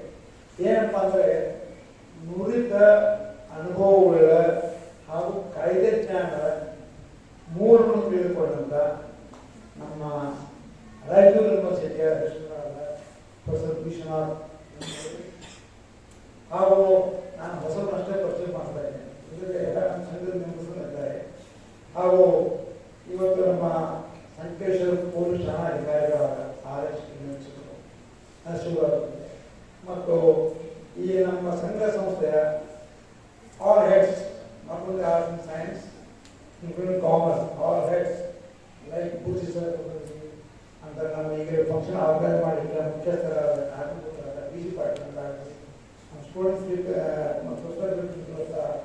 MR ಪಾಟೀಲ್ ಆಗಲಿ, ಆನಂತರ ಇಲ್ಲಿ ಇನ್ನೂ ಹೇಳಬೇಕಾದ್ರೆ ತರಬೇತಿ ಕೊಡಲಿಕ್ಕೆ ಬಂದವರು ರಿಸೋರ್ಸ್ ಪರ್ಸನ್ಸ್ ವೈಯಕ್ತಿಕ ನನಗೆ ಪರಿಚಯ ಇಲ್ಲ. ಆದಾಗ್ಯೂ ಅವರಿಗೂ ನಾನು ಮನಪೂರ್ವಕ, ಯಾಕಂದರೆ ನನಗೆ ಹಿರಿಯರು ಕಾಣ್ತಾ ಇರೋದಿಲ್ಲ, ವಂದನೆಯನ್ನು ತಿಳಿಸುತ್ತಾ ಈ ಕಾರ್ಯಕ್ರಮಕ್ಕೆ ತೆಗೆದುಕೊಂಡು ಬಂದದಕ್ಕೆ ನನ್ನ ಸಮಾಧಾನ ವ್ಯಕ್ತಪಡಿಸುತ್ತಾ 2 ಮಾತು ನಾನು ಹೇಳುವುದು. ಈ ಅಧ್ಯಕ್ಷ ಭಾಷಣ ಅಂದರೆ ಮೊದಲು ನಾನು ಮಾಡುತ್ತಿರುವುದು ನಮ್ಮ ಈ ಸಂಘದ ಚೇರ್ಮನ್ರಾದ Shri A.V. Patil, ex minister, ಅವರ ಅನುಪಸ್ಥಿತಿಯಲ್ಲಿ ಆ ಅಧ್ಯಕ್ಷ ಪದವಿ ನನಗೆ ಅದಕ್ಕೆ ಎರಡು ಮಾತು ನಾನು ಹೇಳಬೇಕಾಗತ್ತೆ. ಏನಪ್ಪ ಎರಡು ಮಾತು? ಹ್ಯೂಮನ್ ರೈಟ್ಸ್ ಬಗ್ಗೆ ಹೇಳುವಾಗ ಬಿಜಿ ಪಾಟೀಲ್ ಒಂದು ಮಾತು ಹೇಳ್ಬಿಟ್ರು, ಬಹಳ ಗಮನಕ್ಕೆ ತಗೊಳ್ಬೇಕು, ಸೀರಿಯಸ್ ಆಗಿ ವಿಚಾರ ಮಾಡಬೇಕು. ಅವರು ಸಂವಿಧಾನಕ್ಕೆ ಹೋಗುವಾಗ ಡಿಫ್ರೆನ್ಸಿಯೇಟ್ ಮಾಡೋದು ಮೂಲಭೂತ ಹಕ್ಕುಗಳು ಮತ್ತು ಮಾನವ ಹಕ್ಕುಗಳು, ಹ್ಯೂಮನ್ ರೈಟ್ಸ್ ಎಲ್ಲರೂ ಗೊತ್ತಿರುತ್ತೆ. ಸಿಬ್ಬಂದಿ ಸಿವಿಲ್ ಸಂಘದ ಎಲ್ಲ ಸಿಬ್ಬಂದಿ ಪ್ರೊಫೆಸರ್ಸು ಅವರು ಗೊತ್ತಿರ್ತಾ ಇದ್ದು ವಿದ್ಯಾರ್ಥಿಗಳ ಗಮನಕ್ಕೆ ಸೀರಿಯಸ್ ಆಗಿ ಕೊಡಬೇಕು. ಆನಂತರ ಯಾಕಂದ್ರೆ ಇದು ಹ್ಯೂಮನ್ ರೈಟ್ಸ್ ಕಾನ್ಸ್ಟಿಟ್ಯೂಷನಲ್ ಸಂವಿಧಾನ ಸ್ವಲ್ಪ ಮನಸ್ಸಿಗೆ ಹಿತ ತರುವಂಥ ವಿಷಯಗಳಲ್ಲ. ಕಾನ್ಸಂಟ್ರೇಷನ್ ಕಮ್ಮಿ ಆಗತ್ತಿದ್ರಿಂದ ಕಮ್ಮಿ ಮಾಡ್ತಾರೆ ಸ್ಪೋರ್ಟ್ಸು. ಅದಕ್ಕಾಗಿ ನುರಿತ ಅತಿಥಿಗಳನ್ನು ತಗೊಂಡ್ಬಂದಕ್ಕೆ ಅವರು ಇನ್ನು ಕಾಮಿಕ್ ಸ್ಟೈಲ್ ಸೀರಿಯಸ್ ಆಗಿ ಹೋದರೆ ನಾನು LLB ಕಲಿಯುವಾಗ ಯಾಕೆ ಕಾನೂನಿಗೆ ಬರುತ್ತೆ ಪ್ರೊಫೆಸರ್ ಆಲೋಕರ್ ಅಂತ ಇದ್ರು, ಬಹಳ ಸೀರಿಯಸ್. ಅವ್ರ ಸಬ್ಜೆಕ್ಟ್ ಅವ್ರ ಜೊತೆ ಆ ಕಡೆ ಕೊಡುವುದಂದ್ರೆ ಹೊರಗಡೆ ಯಾವಾಗ ಓದುವುದೇ ನೋಡಿದ್ವಿ ನಾವು. ಅದೇ ಥರ CK ರಾಜಾ ಅಂತ ಹೋಗಿತ್ತು. It was before 1976. CK Raja, professor ಪೂಟಿನೋ, ಇವ್ರ ಪೀರಿಯಡ್ ಅಂದರೆ ಎಲ್ಲಿದ್ರು ಬಂದು ಅಟೆಂಡ್ ಮಾಡಬೇಕು. ಯಾಕಂದ್ರೆ life convincing capacity, attracting students ಆ ಕಡೆ ಅಂದರೆ ಕೆಲವು ಜನರಿಗೆ ಬರ್ತಾರೆ, ಕೆಲವು ಜನರಿಗೆ ಇರಲ್ಲ. ಅವರು concentrating on this on subject matter. Maybe they are perfect in their own subjects, but that only doesn't give impression towards the function or on the function. ಆನಂತರ ನಮ್ಮ ಅಜ್ಜಪ್ಪ ಅವರ ಪ್ರಿನ್ಸಿಪಲ್ ಇದ್ರು, very great must release award actually, and just yesterday about a month back we had a old aluminum day ನಾವು ಮಾಡ್ತಿದ್ವಿ. ಆಗ after 46 years of our legal profession, first time we gathered as an alumni students. ಅದು ಅಜ್ಜಪ್ಪನವರಿದ್ರು, ಆಲೋಕರ್ ಬಂದಿದ್ರು, ಕೆಲವು ಜನ ಇರಲಿಲ್ಲ, ದೇಸಾಯಿ ಹೇಳ್ತಾ ಇರಲಿಲ್ಲ, ನೋ ಮೋರ್. ಆದ್ರೆ ಒಂದು ಕೆಲವು ಸ್ಟೂಡೆಂಟ್ಸ್ ನಮ್ಮ ಫ್ರೆಂಡ್ಸ್ ಅಂತ ಗೊತ್ತಾಯಿತು, ಚೆಕ್ ಆಯಿತು. ಹೆಣ್ಮಕ್ಳಂತೂ ವಿದ್ಯಾರ್ಥಿನಿಯರಂತ ನಮ್ಮ ಕಾಲಕ್ಕೆ ವಿದ್ಯಾರ್ಥಿ ಗೊತ್ತಾಯಿತು, ಕಷ್ಟ ಆಗಿತ್ತು. ಆನಂತರ ಕೆಲವು ಜನ ಕೈಯಲ್ಲಿ ಸ್ಟಿಕ್ ಹಿಡ್ಕೊಂಡು ಬಂದಿದ್ರು, ಸ್ಪೆಕ್ಟ್ ಆಗಿದ್ರು, ಕರೆಸ್ಪೆಕ್ಟು ಆಗ ಆಪರೇಷನ್ ಆಗೋದು, ಒಂದು ಏನೇನೋ ಅನೇಕ ಹೆಲ್ತ್ ಪ್ರಾಬ್ಲಮ್ ಬಂದಿದ್ದು. ಬಟ್ ಖುಷಿ ಏನಪ್ಪ ಅಂದ್ರೆ ಎಲ್ಲರೂ ಕೂಡಿ ಗೆಟ್ ಟುಗೆದರ್ ಊಟ ಮಾಡಿ ನಾವು ಮಕ್ಕಳು ಏನು ಮಾಡ್ತಾ ಇದ್ದಾರೆ, ನಾವೇನು ಮಾಡ್ತಿದ್ವಿ, ಇಲ್ಲಪ್ಪ ನಮ್ಮ ಮನೆ ದಾರಿ ಬಿಟ್ಟ, ನಮ್ದು ಶಿಕ್ಷಣ ನಮ್ಗೆ ಇದಕ್ಕೆ ಕೊಡಲಿಲ್ಲ, ನಮ್ಮ ದಾರಿ ತೋರಿಸಲಿಲ್ಲ ಅಂತ ಯಾರು ಬೇಜಾರು ಮಾಡ್ತಿದ್ರು. ನೋಡಿ ಖುಷಿನೂ ಅಷ್ಟೇ ಆಯಿತು, ಸ್ವಲ್ಪ ಮನಸ್ಸಿಗೆ ಬೇಜಾರು ಆಯಿತು. ಹೇಳಬೇಕು ಹೇಳ್ತಾ ಇದ್ದೆ. ಅವರು ಬಿಜಿ ಪಾಟೀಲ್ ಹೇಳಲ್ಲ, ಮೂಲಭೂತ ಹಕ್ಕು ಮಾನವ ಹಕ್ಕು. ಮೂಲಭೂತ ಹಕ್ಕು we can find in our constitution. ಸಂವಿಧಾನದಲ್ಲಿ ಇದಕ್ಕೆ ರಕ್ಷಣೆ ಇದೆ, ರಕ್ಷಣೆ ಕೊಡ್ತದೆ. ರಕ್ಷಣೆ ತಗೊಳ್ಳೋದು ಬಿಡೋದು ನಮಗೆ ಬಿಟ್ಟಿದ್ದು. ಆ ರಕ್ಷಣೆ ಬೇಕಾದಾಗ ಪೊಲೀಸ್, ಲೋಕಲ್ ಡಿಸಿಪ್ಲಿನರಿ ಫೋರ್ಸ್ ಇರ್ತಾರೆ, ಅವ್ರ ಹತ್ರ ಹೋದ್ರೆ ಬಹಳ ಜನ ಪ್ರಶ್ನೆ ಇರ್ತಾವೆ, ಅವ್ರು ಡಿಮಾಂಡ್ ಅಂತ ತಿಳ್ಕೊಳ್ಬಾರ್ದು. ಕೋರ್ಸಿಗೆ ಹೋದ ನಂತರ ನಮಗೆ ರಕ್ಷಣೆ ಬೇಗ ಸಿಗಲ್ಲ, ಕಷ್ಟ ಆಗತ್ತೆ, ಟಾರ್ಚರ್ ಆಗುತ್ತೆ ಅಂತ ಕೆಲವು ಹೇಳ್ತಿರ್ತಾರೆ. ಇಟ್ಸ್ ಅನ್ ಎಕ್ಸ್ಪೀರಿಯನ್ಸ್ ಅಂತ ನನಗೆ. ಬಟ್ ಇದ್ರ ಜೊತೆ ಅವ್ರು ಇನ್ನೊಂದು ಪಾರ್ಟ್ ಮಾಡ್ಬಿಟ್ಟಿರ್ತಾರೆ, ಏನು ಅವ್ರ ಸಿಬ್ಬಂದಿ ಆಗ್ತದೆ, ಅವ್ರ ವರ್ಕ್ ಲೋಡ್ ಏನಿದೆ. ಇಲ್ಲೇ ನಾವು 14 ವೀಕ್ಲಿ 16 ಪೀರಿಯಡ್ ನಾವು ಕೊಟ್ಟಿದ್ರೆ ಅದು 18 ಮಾಡದೆ ಸ್ಟಾರ್ಟ್ ಆಯಿತು. Sir I am facing two more periods, please arrange for that. ನಮ್ಗೆ 2 ತಾಸು ಹೆಚ್ಚು ಕೊಟ್ಟು ತೋರಿಕಾಗಲ್ಲ. 24 ತಾಸು 20ಗೆ ಆದರೂ ಒಳ್ಳೆಯದು, ಬಟ್ 25 ಆದರೂ ತೊಂದರೆ. ಹಾಗೆ ಅವರು ಬೇಗ head of the police station, police strength ಇರ್ತದೆ, ಎಲ್ಲ 107, 115 ಅವ್ರು ಬರ್ತವೆ. ಆಮೇಲೆ ಅವ್ರು ಹ್ಯಾಕ್ ಕೆಲಸ ಮಾಡಬೇಕು, ಕಂಟ್ರೋಲ್ ಹ್ಯಾಕ್ ಮಾಡಬೇಕು, ಮ್ಯಾನೇಜ್ ಆಗಬೇಕು, ಅಪಾರ್ಟ್ ಫ್ರಮ್ ಪೊಲಿಟಿಕಲ್ ಇಂಟರ್ಫರೆನ್ಸ್. ಅದು ಇದ್ದೇ ಇರ್ತವೆ. ಅವ್ರು ಇಲ್ಲಂದ್ರೆ ನಾನು ಕೇಳೋದ ಇದ್ದೇ ಇರುತ್ತೆ. ಆಮೇಲೆ ನಾವು ನಮ್ಮ ಹ್ಯೂಮನ್ ರೈಟ್ಸ್ ಉಲ್ಲಂಘನೆ, ಮೂಲಭೂತ ಹಕ್ಕುಗಳು ಉಲ್ಲಂಘನೆ ಬಗ್ಗೆ ನಾವು ಹೋದಾಗ ಕೆಲವು ಸಲ ಅಸಮಾಧಾನ ಆಗಬೇಕಾಗತ್ತೆ. And that moment will be disappointed. But still as a police ಇರೋದ್ರಿಂದಲೇ ಲಾ ಎನ್ವೈರನ್ಮೆಂಟ್ ಆಗಿದೆ. ಇದ್ರೆ ಅದ್ಯಾವುದು OIC ಬ್ರದರ್ ಹೇಳಿದ ಹಿಂದಿದಾಗ ಹೇಳೋನು ಭಾರತದಲ್ಲಿ ಪೊಲೀಸ್ ಡಿಪಾರ್ಟ್ಮೆಂಟ್ 15 ನಿಮಿಷ ಸುಮ್ಮನೆ ಕೂರಿಸಿ without taking action for the acts which will going to attend. ನೋಡಿ ಹಿಂದೂಗಳ ಪರಿಸ್ಥಿತಿ ಏನಾಗುತ್ತೆ ಅಂತ. ಸೊ ಅನ್ಲೆಸ್ ಈ ಕಾನೂನು ರಕ್ಷಕರು ಪೊಲೀಸರು ಲೋಕಲ್ ಇಲ್ಲದ್ರೆ ಏನೂ ಮಾಡಲಿಕ್ಕಾಗಲ್ಲ. ನಮಗೆ ಆ ಕರ್ಕೊಂಡು ಬರಲ್ಲ, ಹ್ಯೂಮನ್ ರೈಟ್ಸ್ ಬರಲ್ಲ. So it is needed and it is mandatory.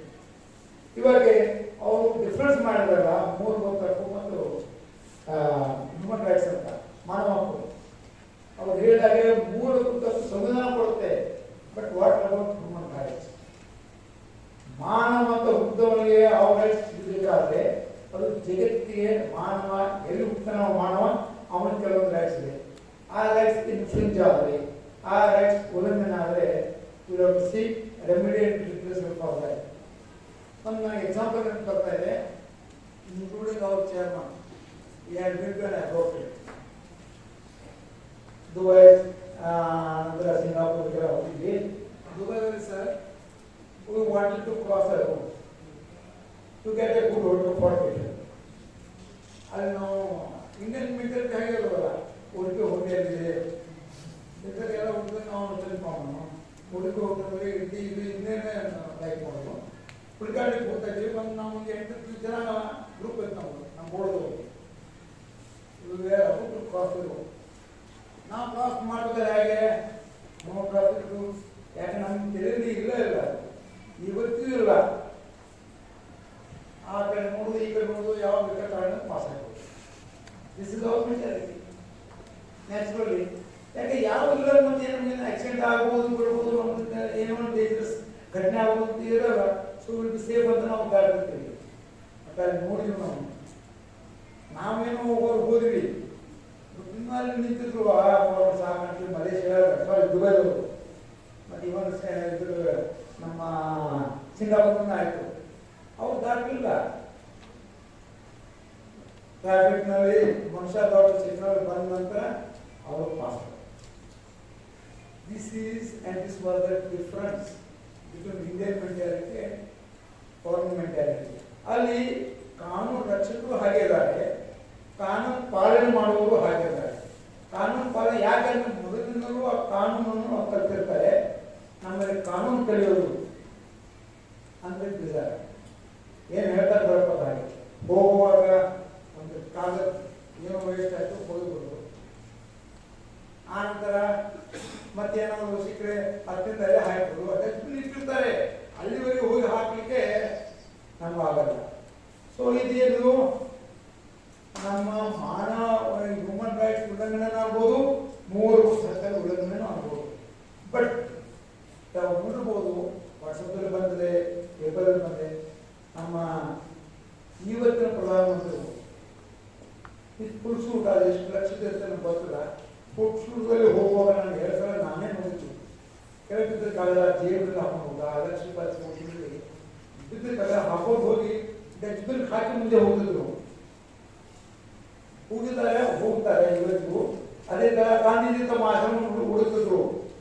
ಇದು ಅವ್ರು ಮಾಡಿದ ದೊಡ್ಡದಾಗತ್ತೆ, ನಾವು ಮಾಡಿದ ದೊಡ್ಡದಾಗಲ್ಲ. ಬಟ್ ಅವ್ರು ಯಾಕೆ ಮಾಡ್ತಾರೆ ಅಂದ್ರೆ ಇದು ಕಲಿಬೇಕು, ನಮ್ಮ ದೇಶದ ಜನ ಕಲಿಬೇಕು, ಸ್ವಚ್ಛತೆ ಶಿಸ್ತು ಅನ್ನೋದು ಕಲಿಬೇಕು ಅನ್ನೋದು. ಅದ್ರ ಜೊತೆ ಕಾನೂನು ರಕ್ಷಣೆ ಹೇಗೆ ಪಡ್ಕೊಳ್ಬೇಕು, ಹೇಗೆ ಇರಬೇಕು, ರೈಟ್ಸ್ ಎಕ್ಸರ್ಸೈಸ್ ಹೇಗೆ ಮಾಡ್ಕೊಳ್ಬೇಕು ಅನ್ನೋದು ತಿಳಿಸಲಿಕ್ಕೆ ಇಂಥವೆಲ್ಲ ಉದಾಹರಣೆ ನಾವು ಮನುಷ್ಯರು ಇಟ್ಕೊಳ್ಬೇಕಾಗುತ್ತೆ. ಅದಕ್ಕೆ ಈ cannot compare are we cannot say ಮೂಲಭೂತ ಹಕ್ಕುಗಳು ಮತ್ತು ಮಾನವ human rights are one and the same. They are different entirely.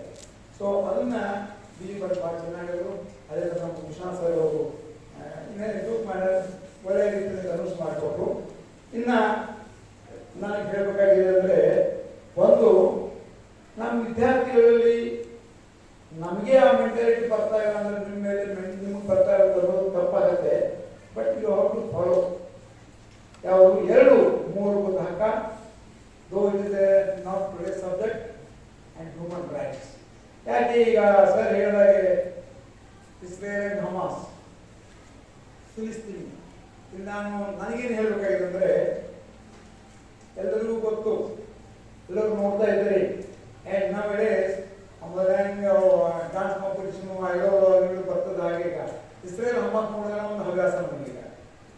ಅಲ್ಲಿ ಏನಾಗ್ತದೆ ಹೇಳ್ತೀನಿ. ತಪ್ಪು ಯಾರ್ದು, ಯಾವ ಕಾರಣಕ್ಕಾಯ ಶುರುವಾಗಿದೆ, ಹಮ್ಮತ್ ಆಯಿತು ಹೇಗೆ, ಇಸ್ರೇಲ್ ಮಾಡೋದು ಸರಿ ಇದೆಯೋ ಹೇಗೆ, ಇದು ವಿಚಾರ ಮಾಡಿದಾಗ ಮೊದಲು ಶುರುವಾದಾಗ including our Indian stand, prime minister stand supported Israel. Why? Because first attacker were terrorist group Hamas. It is not a country. Philistine country ಒಂದು group known as a terrorist, that is called Hamas group. Hamas group attack ಮಾಡಿದ ನಂತರ Israel ಮಾಡಿದ್ರು. So Israel ತಪ್ಪಂಡಿದ್ದು ಬರಲಿಲ್ಲ. ಕಾರಣಕ್ಕಾಗಿ ಆ ಕಾರಣಕ್ಕೆ and have good relations in internationally ನಮ್ಮ PM ಅವರು ಇಸ್ರೇಲ್ ಓಪನ್ಲಿ ಸಪೋರ್ಟ್ ಮಾಡಿದ್ರು. ಬರ್ತಾ ದಿವಸ ಹಾಗೆ ವಾರ ನಡೆದು ಎರಡೂ ಕಂಟ್ರಿ ಹಮಾಸ್ ಇರೋದಾಗಿದೆ. ಇಸ್ರೇಲ್ ಸಾಕಷ್ಟು ಡ್ಯಾಮೇಜ್ ಆಗಿದೆ.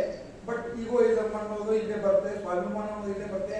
ನಮ್ಮ ತಪ್ಪಲ್ಲ, ನಾವು ಬಂದ್ ಮಾಡಲ್ಲ, ಹಮಾಸ್ ಇರೋದು ಹಾಗೆ ಮಾಡ್ತಾರೆ. ಇಸ್ರೇಲ್ದವರು ಹಮಾಸ್ ನಮಗೇನು ಕಮ್ಮಿಲ್ಲ, ನಮಗೆಲ್ಲ ಟೆರರಿಸ್ಟ್ ಕಂಟ್ರೀಸ್ ಎಲ್ಲ ನಮ್ಗೆ ಸಪೋರ್ಟ್ ಮಾಡ್ತಾ ಇದೆ. ಲೈಕ್ ಲೆಬನಾನ್, ಲೈಕ್ ಫಿಲಿಸ್ತೀನ್, ಲೈಕ್ ಯಾವುದು ಇನ್ನು ಉಳಿದ ಕಂಟ್ರಿಗಳೆಲ್ಲ ಮಾಡ್ತಾ ಇದ್ದಾರೆ. ಸಾಕಷ್ಟು ಆರ್ಗನೈಸೇಷನ್ ಸಿಗ್ತಾರೆ, ನಾವು ಬಿಡಲ್ಲ ಅಂತ ಅವರು ಮಾಡ್ತಾ ಇದ್ದಾರೆ. ಬಟ್ ನಾವು what is the stand of India? What is the stand of today? Today's stand of India is again we are favoring to Philistine. PM Modi director straight ಆಗಿ ಓಪನ್ಲಿ ಹೇಳಿದ್ದಾರೆ. ಕಾರಣ ಏನು ಗೊತ್ತಾ? Because human rights, violation of human rights. ಯಾಕಂದ್ರೆ ಯಾವಾಗ ಈ ಅಂಕಿ ಸಂಖ್ಯೆ ನೋಡಿದ್ರು ತೀರ್ಕೊಂಡ ಜನ, ಮಕ್ಕಳು, ಅನಾಥ ಮಕ್ಕಳು ತೀರ್ಕೊಂಡು ಇನ್ ಥೌಸಂಡ್ಸ್ ಎಲ್ಲ ನೋಡಿ ಏನು ನ್ಯಾಷನಲ್ ಆರ್ಗನೈಸೇಷನ್ ಅಲ್ಲಿ ಎಷ್ಟೆಲ್ಲ ಸಲ ಕುಡಿದು minimum 4 to 5 times there was a gathering to discuss about the violation of human rights, not violation of fundamental rights. It was, the discussion was violation of human rights. ಏನಪ್ಪ ಇಲ್ಲ ಇಸ್ರೇಲ್ದಲ್ಲಿ ಬರೋಣ, attack ಬೇಡ, stop ಮಾಡಿ, ನಿಮ್ಮ ಜನ ಕಸ್ಕೊಳ್ಳಿ, ಅವ್ರನ್ನ detail ಕೊಡಿ ಅಂತ ಹೇಳಿ ಒಂದು 3-4 ಡಿಸಿಷನ್ ತಗೊಂಡ್ವಿ ಫಾರ್ ದ ಬೆಸ್ಟ್ ರೀಸನ್ಸ್. ಇಸ್ರೇಲ್ದಲ್ಲಿ ಅವ್ರದ್ದೇ ಆದ ಕಾರಣಗಳಿದೆ. ಇನ್ನು ನಾವು ಸುಮ್ಮನೆ ಕೂಡಲ್ಲ, ಹೋಲಿದ್ರೆ again after getting good breath again Hamas will attack us because Israel is surrounded by all Muslim countries. So ಯಾವಾಗಲೂ ಅವರು ಯುದ್ಧ ಸುಮ್ಮನೆ ಯಹೂದಿ ಆ ಜನನೇಶ್ವರರು ರಕ್ತ ನ್ಯಾಷನಾಲಿಟಿ ಪ್ರೇಮಿತವರು ಅದಕ್ಕಾಗಿ ಇದು ಸರ್ವೈವ್ ಆಗ್ತಾರೆ. ಅದಕ್ಕೆ ನಾವು ಹಮಾಸ್ ಅಂತ ಮಾಡ್ತಾ ಇದ್ದಾರೆ. ಬಟ್ ವಾಟ್ ಏನು ಇವನ್ನ ಹೇಳಿ ದೇಶ ನಮ್ಮ ಪ್ರೈಮ್ ಮಿನಿಸ್ಟರ್ ಡೈರೆಕ್ಟ್ ಆಗಿ ಫಾರ್ಮೇಷನ್ ಕಳಿಸ್ಕೊಟ್ರು. ಬೇಡ, ಇಲ್ಲಿವರೆಗೆ ಹತ್ಯೆ ಆಗಿದೆ, ಸಾಕು. ಅದಕ್ಕೆ ಮೊನ್ನೆ ಹೇಳಿದವರು ultimate what is the remedy for this? Again come to the table, have a discussion, get a decision. ಯಾವಾಗ ಯುದ್ಧ ಮುಕ್ತಾಯ ಹೇಗಾಗ್ತವ? ಒಂದು ದಿವಸ ಟೇಬಲ್ ಮೇಲೆ ಸಿಟ್ಟಿಂಗ್ ಕೂತು ಮಾತನಾಡಿ ನಿರ್ಣಯ ಬಂದ ನಂತರ ಯುದ್ಧ ಮುಕ್ತಾಯ ಆಗ್ತವೆ. ಇಲ್ಲಿವರೆಗೆ ಬಂದದ್ದು ಯುದ್ಧ ಮುಕ್ತಾಯ ಆಗ್ತದೆ, ಎರಡನೇ ಇಲ್ಲ. ಸೊ ಆ ಥರ ನೀವು ಮಾಡಿ ಮುಕ್ತಾಯ ಮಾಡಿಕೊಳ್ಳಿ. ಈ ಮಾನವ ಹಕ್ಕುಗಳ ಉಲ್ಲಂಘನೆ ಆಗ್ತಾ ಇದೆ, ಇದು ಆಗೋದು ಬೇಡ. ಇನ್ನು ಆದದ್ದು ಆಗಿ ಹೋಯ್ತು, ಈಗ ಕೆನಾಟ್ ಏನು ಮಾಡೋಕ್ಕಾಗಲ್ಲ, ಕೆನಾಟ್ ಗೆಟ್ ಪ್ರಿಪೇರ್ಡ್ ಏನಾಗಿ. ಬಟ್ ಇನ್ನು ಮಾಡಬಾರ್ದು ಅಂತ ಕಾರಣಕ್ಕಾಗಿ Modi has change its status. ಏನಪ್ಪ, ತನ್ನ ಸ್ಟ್ಯಾಂಡ್ ಚೇಂಜ್ ಮಾಡಿದ್ರು ಅವರು. ಈಗ ಫಿಲಿಸ್ತೀನ್ ಜನರು for no reason, because of Hamas attack and because of Israel attack, Philistine people are dying in hundreds and thousands. ಅದು ಆಗೋದು ಬೇಡ, ಇದೇ ಹ್ಯೂಮನ್ ರೈಟ್ಸ್. ಇದನ್ನ ಇವತ್ತು ತರಬೇತಿ ಕೊಡ್ಲಿಕ್ಕೆ ಬರಬೇಕಿದೆ. ಸರ್ ಹೇಳಿದಾಗೆ ತಿಳ್ಕೊಂಡ್ರೆ ಎಲ್ಲರೂ ಗೊತ್ತಿದ್ದಂಥ ವಿಷಯನೇ. ಬಟ್ ಅದು ನಮಗೆ ಮನವರಿಕೆ ಆಗಬೇಕಾದ್ರೆ, ಯಾವ ಥರ ನಾವು ತಿಳ್ಕೊಳ್ಬೇಕಾದ್ರೆ, ನೆನಪಿಟ್ಕೊಳ್ಬೇಕಾದ್ರೆ ಅದು ತರಬೇತಿ ಇದೆ. ಆ ತರಬೇತಿ ಇವತ್ತು BG Patil Guruji sir arts and science college supported by commerce college ಎಲ್ಲರೂ ಕೂಡ್ಕೊಂಡು ಈ ಫಂಕ್ಷನ್ ಇವತ್ತು ಇಟ್ಟಿದ್ದಾರೆ, ಮಾಡ್ತಾ ಇದ್ದಾರೆ. ಅದಂತ ನಮ್ಮದು ಆಶ್ಚರ್ಯ. ಅದು ದೂರಿಂದ ಗುಲ್ಬರ್ಗ, ರಾಯಚೂರು ಸರ್ ಎಲ್ಲ ಬಂದು ರಾಯಚೂರು ಇವೆಲ್ಲ ನೋಡಿದ್ರೆ ಅದು ಅಷ್ಟು ಲೈಟಾಗಿ ತೊಗೊಂಡಿದ್ರೆ ಮತ್ತೆ ಒಂದು ಯಾವುದೇ ಒಂದು ಕಾರಣ ನಾವು BG ಪಾಟೀಲ್ ಹೇಳಿದ್ರು ಅಧ್ಯಕ್ಷರಿಗೆ ಮುಖ್ಯ ಅತಿಥಿಗಳಿಗೆ ಕಾರಣಾಂತರ ತೊಂದರೆಯನ್ನು ಬರಲಿಕ್ಕೆ ಆಗಲ್ಲ ಅಂತ ಹೇಳೋ ಶಕ್ತಿ ಇತ್ತು. ಬಟ್ ಅದು ಅವಕಾಶ ಕೊಡಲಿಲ್ಲ ಅವರು. ಅಲ್ಲಿಂದ ಎಲ್ಲ ರಿಸೋರ್ಸ್ ಪರ್ಸನ್ಸ್ ಬಂದಿದ್ದಾರೆ. ನಮ್ಮ ಗೆಸ್ಟ್ ಅಂತ ನಮ್ಮ ಸರ್ ಬಂದರು, ವಿಶ್ವನಾಥ್ ಸರ್ ಬಂದರು. So I am very happy. So you all students don't take right with this program. Hear it patiently, try to grasp it, try to digest it, and you follow the rules to have a good future in your life. So with these words, I want to conclude my speech. Thank you. ಅಧ್ಯಕ್ಷ ಮಹೋದಯರಿಗೆ ವಿನಮ್ರ ಧನ್ಯವಾದಗಳು. ಇನ್ನು ಉದ್ಘಾಟನಾ ಕಾರ್ಯಕ್ರಮದ ಕೊನೆಯ ಘಟ್ಟ ವಂದನಾರ್ಪಣೆ Shri KV Marathe sir ಇವತ್ತು.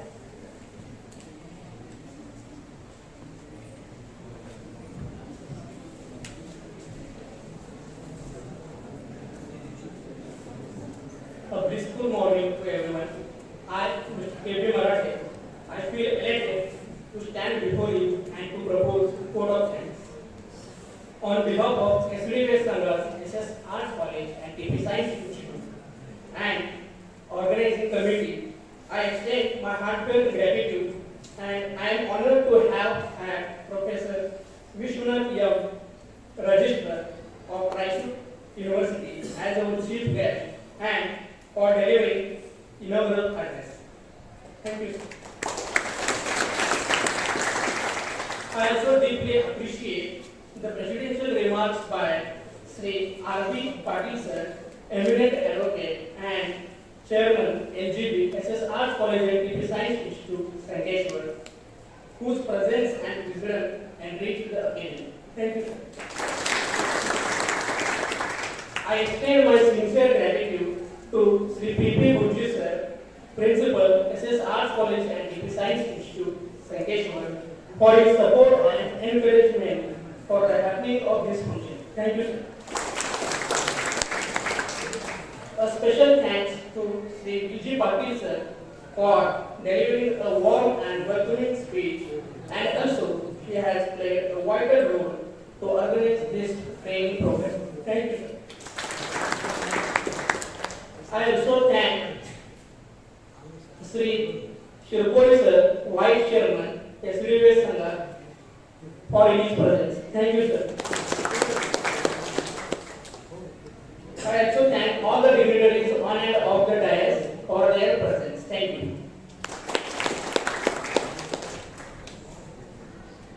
ವಿದ್ಯಾರ್ಥಿಗಳು ಯಾರು ಇಲ್ಲಿ ನೋಡಿದ್ರೆ ಇಮಿಡಿಯೇಟ್ ಫಸ್ಟ್ ಸೆಷನ್ ಚಾಲು ಆಗ್ತದೆ. ರಿಸೋರ್ಸ್ ಪರ್ಸನ್ ಚೇರ್ಪರ್ಸನ್ ಇಲ್ಲೇ ಇದ್ದಾರೆ. ನಾವು ಗೆಸ್ಟ್ ಕಳಿಸಿ ಮಾಡಬೇಕು.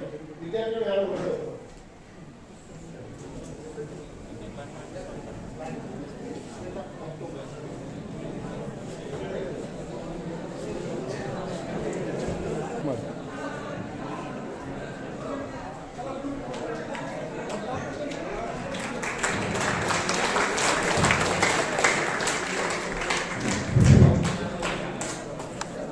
हे कृष्ण करुणा सिंधो दीन बंधो जगत पटे ಗೋಪೇಶ ಗೋಪಿಕಾ ಕಾಂತ ರಾಧಾ ಕಾಂತ ಎಂದು ಆ ಭಗವಂತನ ಪಾದಾರವಿಂದಗಳಲ್ಲಿ ಒಳಗೊಂಡು ಇವತ್ತಿನ ಈ ಕಾರ್ಯಕ್ರಮಕ್ಕೆ ಆಗಮಿಸಿದ ಎಲ್ಲರಿಗೂ ಮಧ್ಯಾಹ್ನದ ಶುಭಾಶಯಗಳು.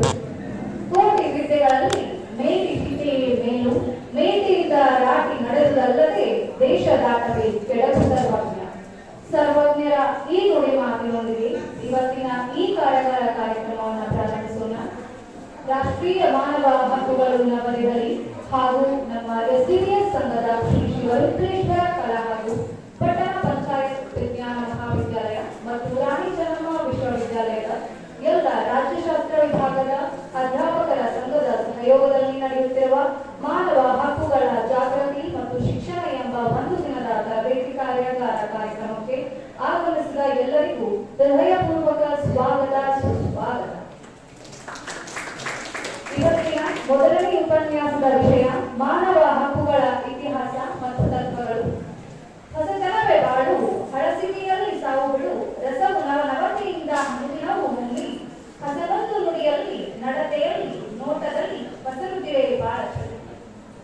ಇನ್ನು ಮುಂದೆ ಸ್ವಾಗತ ನುಡಿಗಳು ನಮ್ಮ ಕಾಲೇಜಿನ ಕನ್ನಡ ವಿಭಾಗದ ಪ್ರಾಧ್ಯಾಪಕರಾದ ಡಾಕ್ಟರ್ ಪ್ರೀತಿ ನಾಗೂರೆ ಮೇಡಮ್ ಇವರಿದ್ದಾರೆ.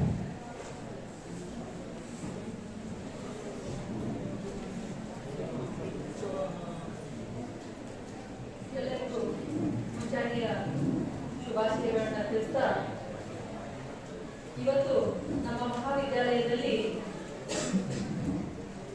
ಮಾನವ ಹಕ್ಕುಗಳ ಆಯೋಗ ಹೊಸ ದೆಹಲಿ ಪ್ರಾಯೋಜಿತ ಒಂದು ದಿನದ ತರಬೇತಿ ಕಾರ್ಯಾಗಾರವನ್ನ ಹಮ್ಮಿಕೊಂಡಿದ್ದು, ಈ ಒಂದು ಕಾರ್ಯಾಗಾರಕ್ಕೆ ಇವತ್ತಿನ ಮೊದಲನೆಯ ಗೋಷ್ಠಿಯ ಅಧ್ಯಕ್ಷತೆಯನ್ನು ವಹಿಸಿಕೊಂಡಿರ್ತಕ್ಕಂಥ ನಮ್ಮ ಸಹೋದರ ಮಹಾವಿದ್ಯಾಲಯದ ಆಗಿರ್ತಕ್ಕಂಥ ಶ್ರೀ ಲೋಕಪುರ್ ವಾಣಿಜ್ಯ ಮಹಾವಿದ್ಯಾಲಯದ ಪ್ರಾಚಾರ್ಯ ಆಗಿರ್ತಕ್ಕಂಥ ಡಾಕ್ಟರ್ ಶ್ರೀಮತಿ ಎಸ್.ಐ. ಮಡಿವಾಳಪ್ಪಗೋಳ್ ಮೇಡಮ್ ಅವರು ಅಧ್ಯಕ್ಷತೆಯನ್ನು ವಹಿಸಿಕೊಂಡಿದ್ದಾರೆ.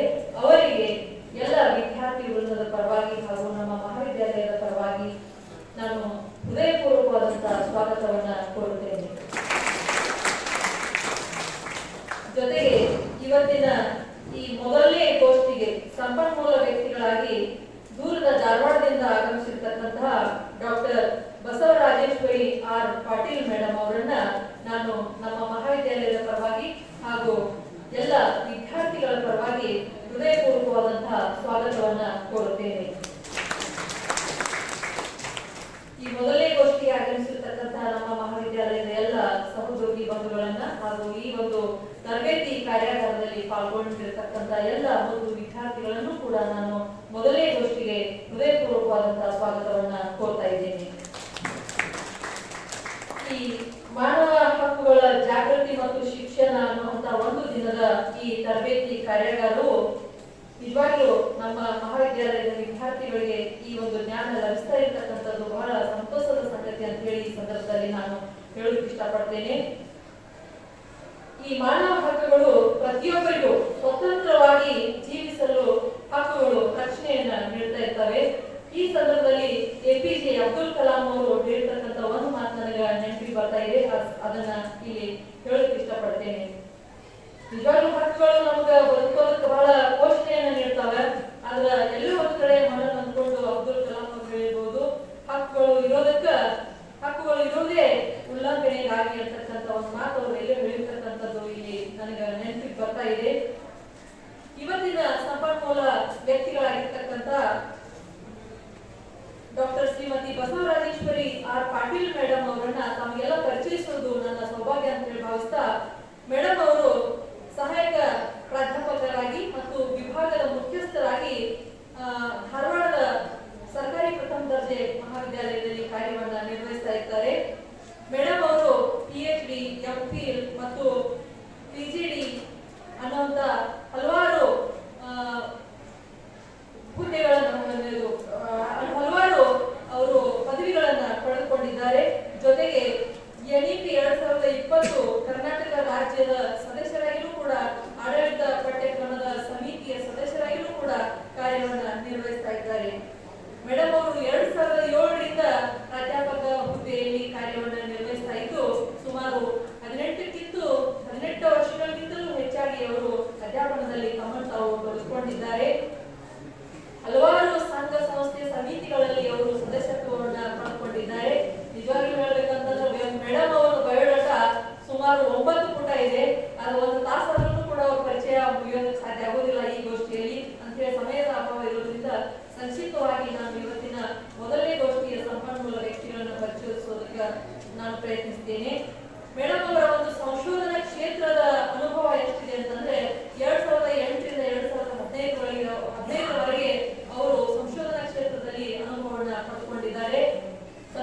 ಸಂಶೋಧನಾ ಕ್ಷೇತ್ರದಲ್ಲಿ ಸುಮಾರು 8ಕ್ಕಿಂತಲೂ ಹೆಚ್ಚು ಲೇಖನಗಳನ್ನು ಅವರು ಪ್ರಕಟಣೆ ಮಾಡಿದ್ದಾರೆ. ಆಮೇಲೆ ಒಂದು ಪುಸ್ತಕದಲ್ಲಿ ಒಂದು ಅಧ್ಯಾಯವನ್ನ ಸಂಪಾದನೆಯನ್ನು ಕೂಡ ಅವರು ಮಾಡಿದ್ದಾರೆ. Indian state civil society and electoral democracy ಅನ್ನುವಂತ ಒಂದು ಪುಸ್ತಕದಲ್ಲಿ. ಮತ್ತು ಹಲವಾರು ನಮ್ಮ ರಾಜ್ಯ, ರಾಷ್ಟ್ರ ಮತ್ತು ಅಂತಾರಾಷ್ಟ್ರೀಯ ಮಟ್ಟದಲ್ಲಿ ಅವರು ತಮ್ಮ ವಿಚಾರ ಸಂಕಿರಣಗಳಲ್ಲಿ ತಮ್ಮನ್ನು ತಾವು ತೊಡಗಿಸಿಕೊಳ್ಳೋದಷ್ಟೇ ಅಲ್ಲದೆ ಹಲವಾರು ಪತ್ರಿಕೆಗಳನ್ನ ಅದರಲ್ಲಿ ಮಂಡಿಸಿದ್ದಾರೆ. ಅಂತಾರಾಷ್ಟ್ರೀಯ ಮಟ್ಟದಲ್ಲಿ 3 ಲೇಖನಗಳನ್ನ, ರಾಷ್ಟ್ರೀಯ ಮಟ್ಟದಲ್ಲಿ 9 ಲೇಖನಗಳನ್ನ ಮತ್ತು ರಾಜ್ಯ ಮಟ್ಟದಲ್ಲಿ ಸುಮಾರು 5ಕ್ಕಿಂತಲೂ ಹೆಚ್ಚು ಲೇಖನ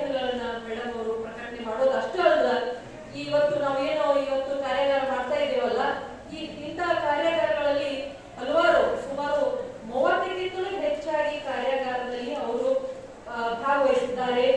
ಸಂಪನ್ಮೂಲ ವ್ಯಕ್ತಿಗಳಾಗಿ ಮತ್ತು ಆ ಗೋಷ್ಠಿಗಳ ಅಧ್ಯಕ್ಷರಾಗಿ ತಮ್ಮನ್ನು ತಾವು ತೊಡಸ್ಕೊಂಡಿರ್ತಕ್ಕಂಥದ್ದನ್ನು ನೋಡಿದ್ರೆ ನಿಜವಾಗ್ಲೂ ಡಾಕ್ಟರ್ ಶ್ರೀಮತಿ ಬಸವರಾಜೇಶ್ವರಿ ಪಾಟೀಲ್ ಮೇಡಮ್ ಅವರು ನಿಜವಾಗ್ಲೂ ಒಬ್ಬ ಕ್ರಿಯಾಶೀಲ ಅಧ್ಯಾಪಕರಾಗಿ ನಮಗೆ ಇವತ್ತಿನ ಸಂದರ್ಭದಲ್ಲಿ ಕಂಡು ಬರ್ತಾ ಇದ್ದಾರೆ. ಎಷ್ಟೋ ಕಾರ್ಯಾಗಾರದ ಸಂಯೋಜಕರಾಗಿ ಸಂಚಾಲಕರಾಗಿ ಅವರು ಕಾರ್ಯನಿರ್ವಹಿಸ್ತಾ ಇರ್ತಕ್ಕಂಥದ್ದು ನಿಜವಾಗ್ಲೂ ಶ್ಲಾಘನೀಯ ಅಂತ ಹೇಳ್ತಾ ಇಂಥ ಒಬ್ಬ ವಿಶೇಷ ಅತಿಥಿಯನ್ನ ಸಂಪನ್ಮೂಲ ವ್ಯಕ್ತಿಯನ್ನ ಮೊದಲನೇ ಗೋಷ್ಠಿಗೆ ನಾವು ಇವತ್ತು ಹೊಂದಿರ್ತಕ್ಕಂಥದ್ದು ನಮ್ಮ ಸೌಭಾಗ್ಯ ಅಂತ ಹೇಳ್ತಾ ಮತ್ತೊಮ್ಮೆ ನಾನು doctor Shrimati Basavarajeshwari R Patil madam ಅವರನ್ನ ಮೊದಲನೇ ಗೋಷ್ಠಿಗೆ ತಮ್ಮೆಲ್ಲರ ಪರವಾಗಿ ಹಾಗೂ ವೈಯಕ್ತಿಕವಾಗಿ ಮತ್ತೊಮ್ಮೆ ಅನಂತ ಸ್ವಾಗತವನ್ನ ಕೋರ್ತಾ ಇದ್ದೇನೆ. ಸ್ವಾಗತ ಮೇಡಮ್. ಮತ್ತೊಮ್ಮೆ ಎಲ್ಲರಿಗೂ ಸ್ವಾಗತಿಸ್ತೇನೆ. ಇನ್ನು ಮೇಡಮ್ ಅವರು ಮೊದಲನೇ ಗೋಷ್ಠಿಯಲ್ಲಿ ಮಾನವ ಹಕ್ಕುಗಳ ಇತಿಹಾಸ ಮತ್ತು ತಾತ್ವಿಕ ಹಿನ್ನೆಲೆ ಎಂಬ ವಿಷಯದಲ್ಲಿ ಮಾತನಾಡಿದ್ದಾರೆ. ಅವರಿಗೆ ನಾನು ವೇದಿಕೆಗೆ ಅನುವು ಮಾಡಿಕೊಡ್ತಾ ನನ್ನ ಸ್ವಾಗತ ಪರ ನುಡಿಗಳಿಗೆ ವಿರಾಮ ನೀಡ್ತೇನೆ. ಎಲ್ಲರಿಗೂ ಧನ್ಯವಾದಗಳು. ಧನ್ಯವಾದಗಳು ಮೇಡಮ್. ಅನ್ಯೋನ್ಯ ಅಲಂಕಾರಕ್ಕೆ ಉತ್ತೇಜಿಸುತ್ತಿದ್ದ ಸಾಲು ಪೂರ್ಣ ಹೊದಿಕೆಯ ಹೊತ್ತು ತಲೆಗಿಳಿಯುತ್ತಿದ್ದ ಪ್ರಕೃತಿಯ ಹೊನಲು. ಇನ್ನು ಮುಂದೆ ಪುಷ್ಪ ಪ್ರಸ್ತುತಿ ಕಾರ್ಯಕ್ರಮ. ಇವತ್ತಿನ ನಮ್ಮ ಕಾರ್ಯಕ್ರಮಕ್ಕೆ ಸಂಪನ್ಮೂಲ ವ್ಯಕ್ತಿಗಳಾಗಿ ಆಗಮಿಸಿದ ಡಾಕ್ಟರ್ ಬಿ.ಆರ್. ಪಾಟೀಲ್ ಮೇಡಮ್ ಇವರಿಗೆ ಡಾಕ್ಟರ್ ಎಂ.ವೈ. ಹಿರೇಮಠ್ ಮೇಡಮ್ ಇವರು ಪುಷ್ಪವನ್ನ ನೀಡಿ ಸ್ವಾಗತಿಸಬೇಕಾಗಿ ವಿನಂತಿ. ಮತ್ತು ಇವತ್ತಿನ ಕಾರ್ಯಕ್ರಮದ ಅಧ್ಯಕ್ಷ ಸ್ಥಾನವನ್ನು ವಹಿಸಿದಂತ ಡಾಕ್ಟರ್ ಎಸ್.ಐ. ಮಡಿವಾಳ ಮೇಡಮ್ ಇವರಿಗೆ ಡಾಕ್ಟರ್ ಬಿ.ಎ. ಯಡಳ್ಳಿ ಮೇಡಮ್ ಇವರಿಂದ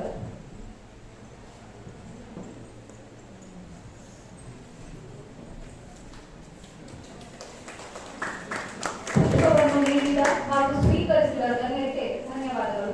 ವಿಶ್ವಗುರು ಭಾರತದ ಶ್ರೇಷ್ಠ ಪರಂಪರೆ ಅತಿಥಿ ದೇವೋಭವ ಎನ್ನುವ ನಾವು ಅದರಂತೆ ನಡೆಯುವುದು ನಮ್ಮ ಧರ್ಮ.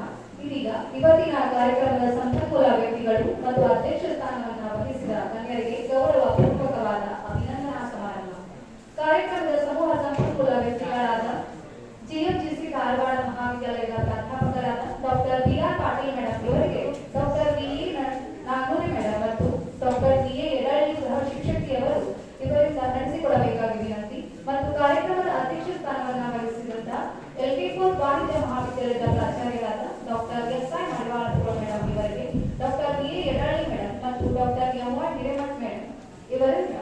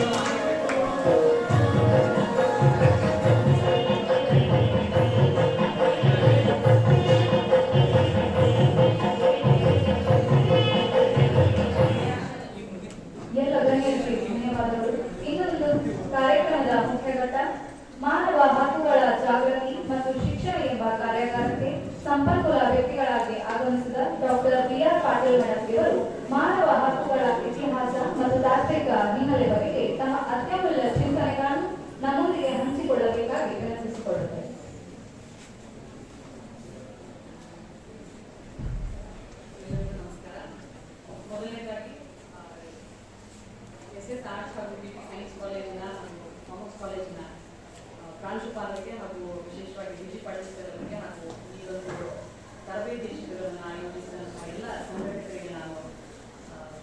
ಹೃತ್ಪೂರ್ವಕವಾದಂತಹ ಅಭಿನಂದನೆಗಳನ್ನು ಸಲ್ಲಿಸ್ತೇನೆ. ಯಾಕಂದರೆ ಯೂನಿವರ್ಸಲ್ ಹ್ಯೂಮನ್ ರೈಟ್ಸ್ ಬಗ್ಗೆ ಅವರಿಗೆ ಇರುವಂತಹ ಕನ್ಸರ್ನ್ಗೆ I really congratulate them and I thank them for inviting me as a resource person for first technical session. As you all know, myself Dr. Viswara Adishwari Atmati, and I am from Government First Aid College, Hyderabad, working as an assistant professor from last 14 years. ಇವತ್ತು ನಾವಿಲ್ಲಿ ಮಾನವ ಹಕ್ಕುಗಳ ಇತಿಹಾಸ ಮತ್ತು ತಾತ್ವಿಕ ಹಿನ್ನೆಲೆ ಅನ್ನುವಂತಹ ವಿಚಾರದ ಬಗ್ಗೆ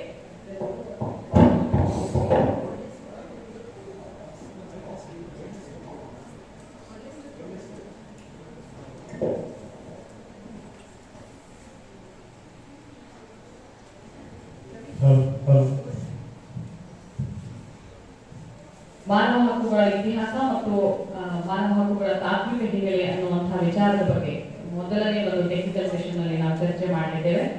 ಈಗಾಗಲೇ ಮುಖ್ಯ ಅತಿಥಿಗಳಾಗಿ ಆಗಮಿಸಿದಂತಹ ವಿಶ್ವನಾಥ್ ಸರ್ ಅವರು ಹಾಗೂ ಕಾರ್ಯಕ್ರಮದ ಅಧ್ಯಕ್ಷತೆಯನ್ನು ವಹಿಸಿದಂತಹ ಸಂಘದ ಅಧ್ಯಕ್ಷರು ಕೂಡ ಸಾಕಷ್ಟು ವಿಷಯಗಳನ್ನ ಮಾನವ ಹಕ್ಕುಗಳ ಬಗ್ಗೆ ಹೇಳಿದ್ದಾರೆ. ನಿಮಗೆಲ್ಲ ಅನಿಸಬಹುದು ಮಾನವ ಹಕ್ಕುಗಳು ಘೋಷಣೆ ಆಗಿದೆ, ನಮಗೆಲ್ಲ ಮಾನವ ಹಕ್ಕುಗಳನ್ನು ನಾವು ಅನುಭವಿಸ್ತಾ ಇದ್ದೀವಿ, ಯಾಕೆ ಈಗ ಮಾತಾಡಿದ್ರೆ ಒಂದು ಇತಿಹಾಸ ಮತ್ತು ತಾತ್ವಿಕ ಹಿನ್ನೆಲೆಯ ಬಗ್ಗೆ ನಾವು ತಿಳ್ಕೋಬೇಕು, ಅದರ ಅವಶ್ಯಕತೆ ಇದೆಯಾ ಅಂತ ಹೇಳಿ.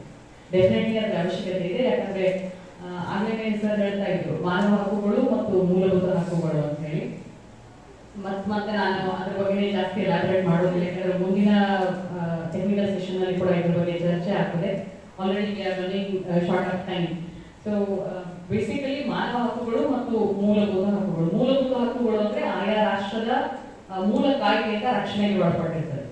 ಯಾಕೆ ನಾವು ಇವತ್ತು ಇಲ್ಲಿ ಮಾನವ ಹಕ್ಕು ಅವುಗಳ ಇತಿಹಾಸ ಹಾಗೂ ತಾತ್ವಿಕ ಹಿನ್ನೆಲೆಯ ಬಗ್ಗೆ ಮಾತಾಡ್ತಾ ಇದ್ದೀವಿ ಅಂತಂದ್ರೆ, ಸಾರ್ವತ್ರಿಕ ಮಾನವ ಹಕ್ಕುಗಳಿಗೆ ಅವುಗಳ ಇಂಪ್ಲಿಮೆಂಟೇಷನ್ಗೆ ಒಂದು ಸ್ಟ್ರಿಕ್ಟ್ ಆದಂತಹ ಒಂದು ಬಾಡಿ ಅನ್ನುವಂಥದ್ದು ಇಲ್ಲ. ಅಡ್ವೈಸ್ ಮಾಡಬಹುದೇ ಹೊರತು ಇಂಪ್ಲಿಮೆಂಟೇಷನ್ಗೆ ಯಾವ ರೀತಿ ನಾವು ನಮ್ಮ ಮೂಲಭೂತ ಹಕ್ಕುಗಳಿಗೆ ನ್ಯಾಯಾಂಗದಿಂದ ರಕ್ಷಣೆಯನ್ನು ಪಡಿತೇವೆ, ಆ ರೀತಿ ಸಾರ್ವತ್ರಿಕ ಮಾನವ ಹಕ್ಕುಗಳಿಗೆ ಇಂಪ್ಲಿಮೆಂಟೇಷನ್ ಅಲ್ಲಿ ಕೆಲವೊಂದಿಷ್ಟು ವರ್ಡನ್ಸ್ ಅನ್ನ ನೋಡ್ತೇವೆ. ಸೊ ಆ ರೀತಿ ಇರುವಂತಹ ಅಂದ್ರೆ ಇಂಪ್ಲಿಮೆಂಟೇಷನ್ ಅಲ್ಲಿ ಕೆಲವೊಂದಿಷ್ಟು ಪ್ರಾಬ್ಲಮ್ ಇದ್ದಾಗ್ಯೂ ಕೂಡ ನಾವು ಸಾರ್ವತ್ರಿಕ ಮಾನವ ಹಕ್ಕುಗಳನ್ನ ಘೋಷಣೆ ಮಾಡಿದಾಗ ಅವುಗಳ ಮಹತ್ವ ನಮಗೆ ಅರ್ಥ ಆಗಬೇಕು, ಅಥವಾ ಅವುಗಳ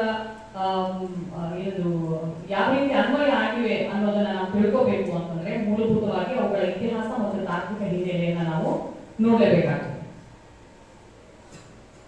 So as I said, today we are all having universal human rights declared by UN. ವಿಶ್ವಸಂಸ್ಥೆಯಿಂದಲೇ ಘೋಷಣೆಯಾದಂತಹ ಮಾನವ ಹಕ್ಕುಗಳನ್ನು ನಾವೆಲ್ಲ ಅನುಭವಿಸ್ತಾ ಇದ್ದೇವೆ.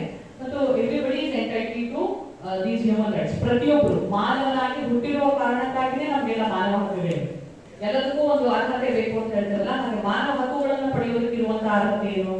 SSLC ಪಾಸ್ ಆಗಿರ್ಬೇಕು, ಅಥವಾ ಇದೇ ದೇಶದಾಗ ಹುಟ್ಟಿರ್ಬೇಕು, ಇಂಥ ಫ್ಯಾಮಿಲಿನಾಗೆ ಹುಟ್ಟಿರ್ಬೇಕು, ಇದೇ ಭಾಷೆ, ಅದು ಯಾವುದೂ ಇಲ್ಲ. ಮಾನವರಾಗಿ ಹುಟ್ಟಿದ ಮಾತ್ರಕ್ಕೆ ಎಲ್ಲರಿಗೂ ಮಾನವ ಹಕ್ಕುಗಳು ಲಭ್ಯ ಆಗಬೇಕು, ದಟ್ ವಿದೌಟ್ ಎನಿ ಡಿಸ್ಕ್ರಿಮಿನೇಷನ್ ಅನ್ನುವಂಥದ್ದು.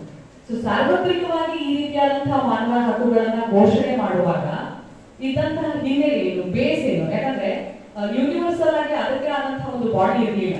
ಸೊ ಅಂತ ಸಂದರ್ಭದಲ್ಲೂ ಕೂಡ ಯಾಕೆ ಈ ಒಂದು universal declaration of human rights ಆಯಿತು, ಅದನ್ನ ತಿಳ್ಕೋಬೇಕು ಅಂತಂದ್ರೆ ಮಾನವ ಹಕ್ಕುಗಳ ಇತಿಹಾಸ ಮತ್ತು ಅವುಗಳ ತಾತ್ವಿಕ ಹಿನ್ನೆಲೆಯನ್ನು ನಾವು ಅರ್ಥ ಮಾಡ್ಕೋಬೇಕು. ಸೊ ಫಿಲಾಸಫಿ ಅನ್ನುವಂಥದ್ದು ಅಂದ್ರೆ ಫಂಡಮೆಂಟಲ್ ಇರುವಂತ ವಿಷಯದ ಒಂದು ಮೂಲ ಜ್ಞಾನವನ್ನ ನಮಗೆ ಕೊಡುವಂಥದ್ದು ಯಾವುದೇ ವಿಷಯದ ಒಂದು ಫಿಲಾಸಫಿ ಆದ್ರೂ ಕೂಡ.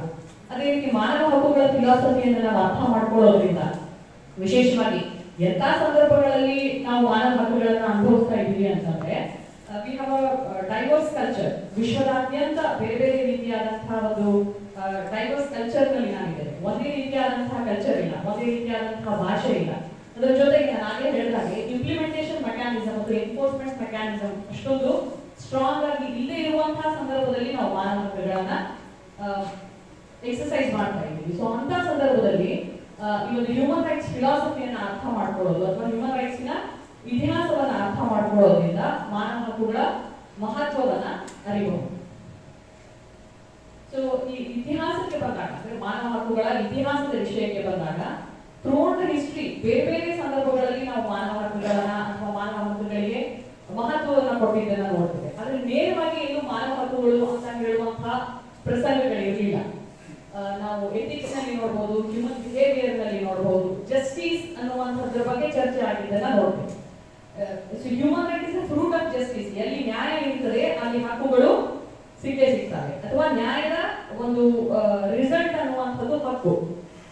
ಒಂದು ಜಸ್ಟಿಸಿನ ಚರ್ಚೆ ಶತಮಾನಗಳಿಂದ ಮಾನವನ ಇತಿಹಾಸದಲ್ಲಿ, ಅಂದ್ರೆ ಮಾನವ ಸಮಾಜ ಅಭಿವೃದ್ಧಿಯಾದಂತಹ ಅಥವಾ ಮಾನವ ನಾಗರಿಕತೆಗೆ ಹೊಂದ್ಕೊಳ್ಳುವಂತಹ ಸಂದರ್ಭದಲ್ಲಿ ಆ ಒಂದು ಜರ್ನಿನಲ್ಲೇ ಜಸ್ಟಿಸಿನ ಬಗ್ಗೆ ಸಾಕಷ್ಟು ಹಂತಗಳಲ್ಲಿ ಚರ್ಚೆ ಆಗಿದ್ದನ್ನ ನಾವು ನೋಡ್ತೇವೆ. ಅದೇ ಸಿವಿಲೈಸೇಷನ್ಸ್ ಗಳಲ್ಲಿ ನೋಡ್ಬೋದು, ಬ್ಯಾಬಿಲೋನಿಯನ್ ಸಿವಿಲೈಸೇಷನ್ ಆಗಿರ್ಬೋದು, ಅಥವಾ ಚೈನಾ ಸಿವಿಲೈಸೇಷನ್, ಅಥವಾ ಸಿಂಧು ಬಯಲಿನ ನಾಗರಿಕತೆಗಳಾಗಿರ್ಬೋದು. ಅದೇ ರೀತಿ ಬೇರೆ ಬೇರೆ ಧರ್ಮಗಳಲ್ಲಿ ಕೂಡ ನಾವು ಧರ್ಮ ಅನ್ನುವಂಥದ್ದಂದ್ರೆ ಮಾನವ ನಾಗರಿಕ ಜೀವನವನ್ನ ಪ್ರಾರಂಭ ಮಾಡಿದಾಗ ಈಗಿದ್ದ ರೀತಿಯಲ್ಲಿ ಸಿಸ್ಟಮ್ಯಾಟಿಕ್ ಆಗಿ ರೂಲ್ ಆಫ್ ಲಾ ಅಥವಾ ಆ ರೂಲ್ ಆಫ್ ಲಾ ಅನ್ನ ಬ್ರೇಕ್ ಮಾಡಿದಾಗ ಕೊಡುವಂತಹ ಶಿಕ್ಷೆಗಳಾಗಿರ್ಬೋದು, ಅದರ ಬಗ್ಗೆ ಭಯ ಆಗಿರ್ಬೋದು, ಇದು ಯಾವುದೂ ಇರಲಿಲ್ಲ. ಸೊ ಇದ್ದಂತಹ ಜನರನ್ನ ಅಂದ್ರೆ ತನ್ನ ವ್ಯಾಪ್ತಿಗೆ, ತನ್ನ ಆಡಳಿತದ ವ್ಯಾಪ್ತಿಗೆ ಒಳಪಡುವಂತಹ ಜನರನ್ನ ಒಂದು ನಿರ್ದಿಷ್ಟ ಕಟ್ಟಳೆಗೆ ಒಳಪಡಿಸಬೇಕು ಅಂತಂದಾಗ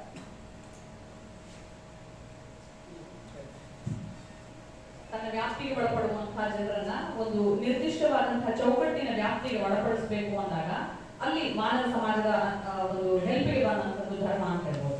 ಹಾಗಾಗಿ ನೀವು ಯಾವುದೇ ಧರ್ಮ ತಗೊಳ್ಳಿ, ಯಾವುದೇ ಧರ್ಮ ಹಿಂಸೆಯನ್ನ ಬೋಧನೆ ಮಾಡೋದಿಲ್ಲ. ಎಲ್ಲಾ ಧರ್ಮಗಳು ತನ್ನ ವ್ಯಾಪ್ತಿಗೆ ಒಳಪಡುವಂತಹ ಜನರಿಗೆ ಧರ್ಮವನ್ನ ಅಥವಾ ನ್ಯಾಯವನ್ನ ಬೋಧನೆ ಮಾಡುವಂತಹ ಕೆಲಸ, ಅಂದ್ರೆ that's a part of rule ಅಥವಾ ಪಾರ್ಟ್ ಆಫ್ ಲಾ ಅಂತಾನೆ ಹೇಳ್ಬೋದು ನಾವು. ಸೊ ಅದು ಅಲ್ಲೂ ಕೂಡ ನಾವು ಈ ಒಂದು ಜಸ್ಟಿಸಿನ ಬಗ್ಗೆ ಅಥವಾ ನ್ಯಾಯದ ಬಗ್ಗೆ ನೋಡ್ತೇವೆ. ಸೊ ಅದರ ಜೊತೆಗೆ ಯಾವಾಗ ಇದಕ್ಕೆ ಒಂದು ಅಂದ್ರೆ ಫಿಲಾಸಫಿಕಲ್ ಫ್ರೇಮ್ವರ್ಕ್ ಬಂದಿದ್ದು ಮಿಡಿವಲ್ ಪೀರಿಯಡ್ ನಲ್ಲಿ, ಮಧ್ಯಯುಗೀನ ರಾಜಕೀಯ ಚಿಂತನೆ ಅಂತ ಹೇಳಿ ನೀವೆಲ್ಲ ಸಿಲೆಬಸ್ ನಲ್ಲಿ ಓದ್ತೀವಿ. First phase of medieval period was considered as a dark period ಅಂತ ಹೇಳಿ. ರಾಜಕೀಯ ಚಿಂತನೆಯಲ್ಲಿ ಮಧ್ಯಯುಗೀನ ರಾಜಕೀಯ ಚಿಂತನೆಯ ಒಂದು ಮೊದಲನೇ ಹಂತವನ್ನ ಡಾರ್ಕ್ ಫೇಸ್ ಅಂತ ಕರೀತಾರೆ. ಯಾಕಂದ್ರೆ ಅಲ್ಲಿ ಚರ್ಚ್ ಮತ್ತು ರಾಜ್ಯಗಳ ಮಧ್ಯೆ ಇದ್ದಂತಹ ಕಾನ್ಫ್ಲಿಕ್ಟ್, ಚರ್ಚ್ ರಾಜ್ಯಕ್ಕಿಂತ ತಾನೇ ಸುಪ್ರೀಂ ಅಂತ ಹೇಳಿ ರಾಜ್ಯದ ಅಧಿಕಾರಗಳನ್ನೆಲ್ಲ ಮೊಟಕುಗೊಳಿಸಿದ್ದನ್ನ ನೋಡ್ತೇವೆ. ಸೊ ಹಾಗಾಗಿ ರಾಜಕೀಯ ಚಿಂತನೆಗೆ ಹೆಚ್ಚಿನ ಒಂದು ಅವಕಾಶಗಳಿರಲಿಲ್ಲ. ಹಾಗಾಗಿ ಅದನ್ನ ನಾವು ಒಂದು ಕತ್ತಲೆಯ ಅವಧಿ ಅಂತ ಹೇಳಿ ಕರೀತೀವಿ. ಆದ್ರೆ ಈ ಒಂದು ಮಧ್ಯಯುಗದಲ್ಲಿ ಚರ್ಚ್ ಮತ್ತು ರಾಜ್ಯದ ನಡುವಿನ ಈ ಒಂದು ವಿವಾದಗಳ ಬಗ್ಗೆ ನಡೆದ ಮೇಲೆ ಹೊಸದಾಗಿ ಮತ್ತೊಮ್ಮೆ ಈ ಒಂದು ರಾಜಕೀಯ ಚಿಂತನೆಗಳು ಪ್ರಾರಂಭ ಆದವು. ಅಲ್ಲಿ ಪ್ರಮುಖವಾಗಿ ಬಂದಂಥದ್ದು ನ್ಯಾಚುರಲ್ ಲಾ ಅಂದ್ರೆ ನೈಸರ್ಗಿಕ ಕಾಯ್ದೆ. ಏನು ನೈಸರ್ಗಿಕ ಕಾಯ್ದೆ ಅಂದ್ರೆ ಇದ್ರ ಬಗ್ಗೆ ಕೇಳಿಲ್ಲ ಅಂದ್ರೂ ಆ ಶಬ್ದದ ಮೇಲೆ ನೀವೇನಾದ್ರೂ ಊಹೆ ಮಾಡಬಹುದು. ನೈಸರ್ಗಿಕ ಕಾಯ್ದೆ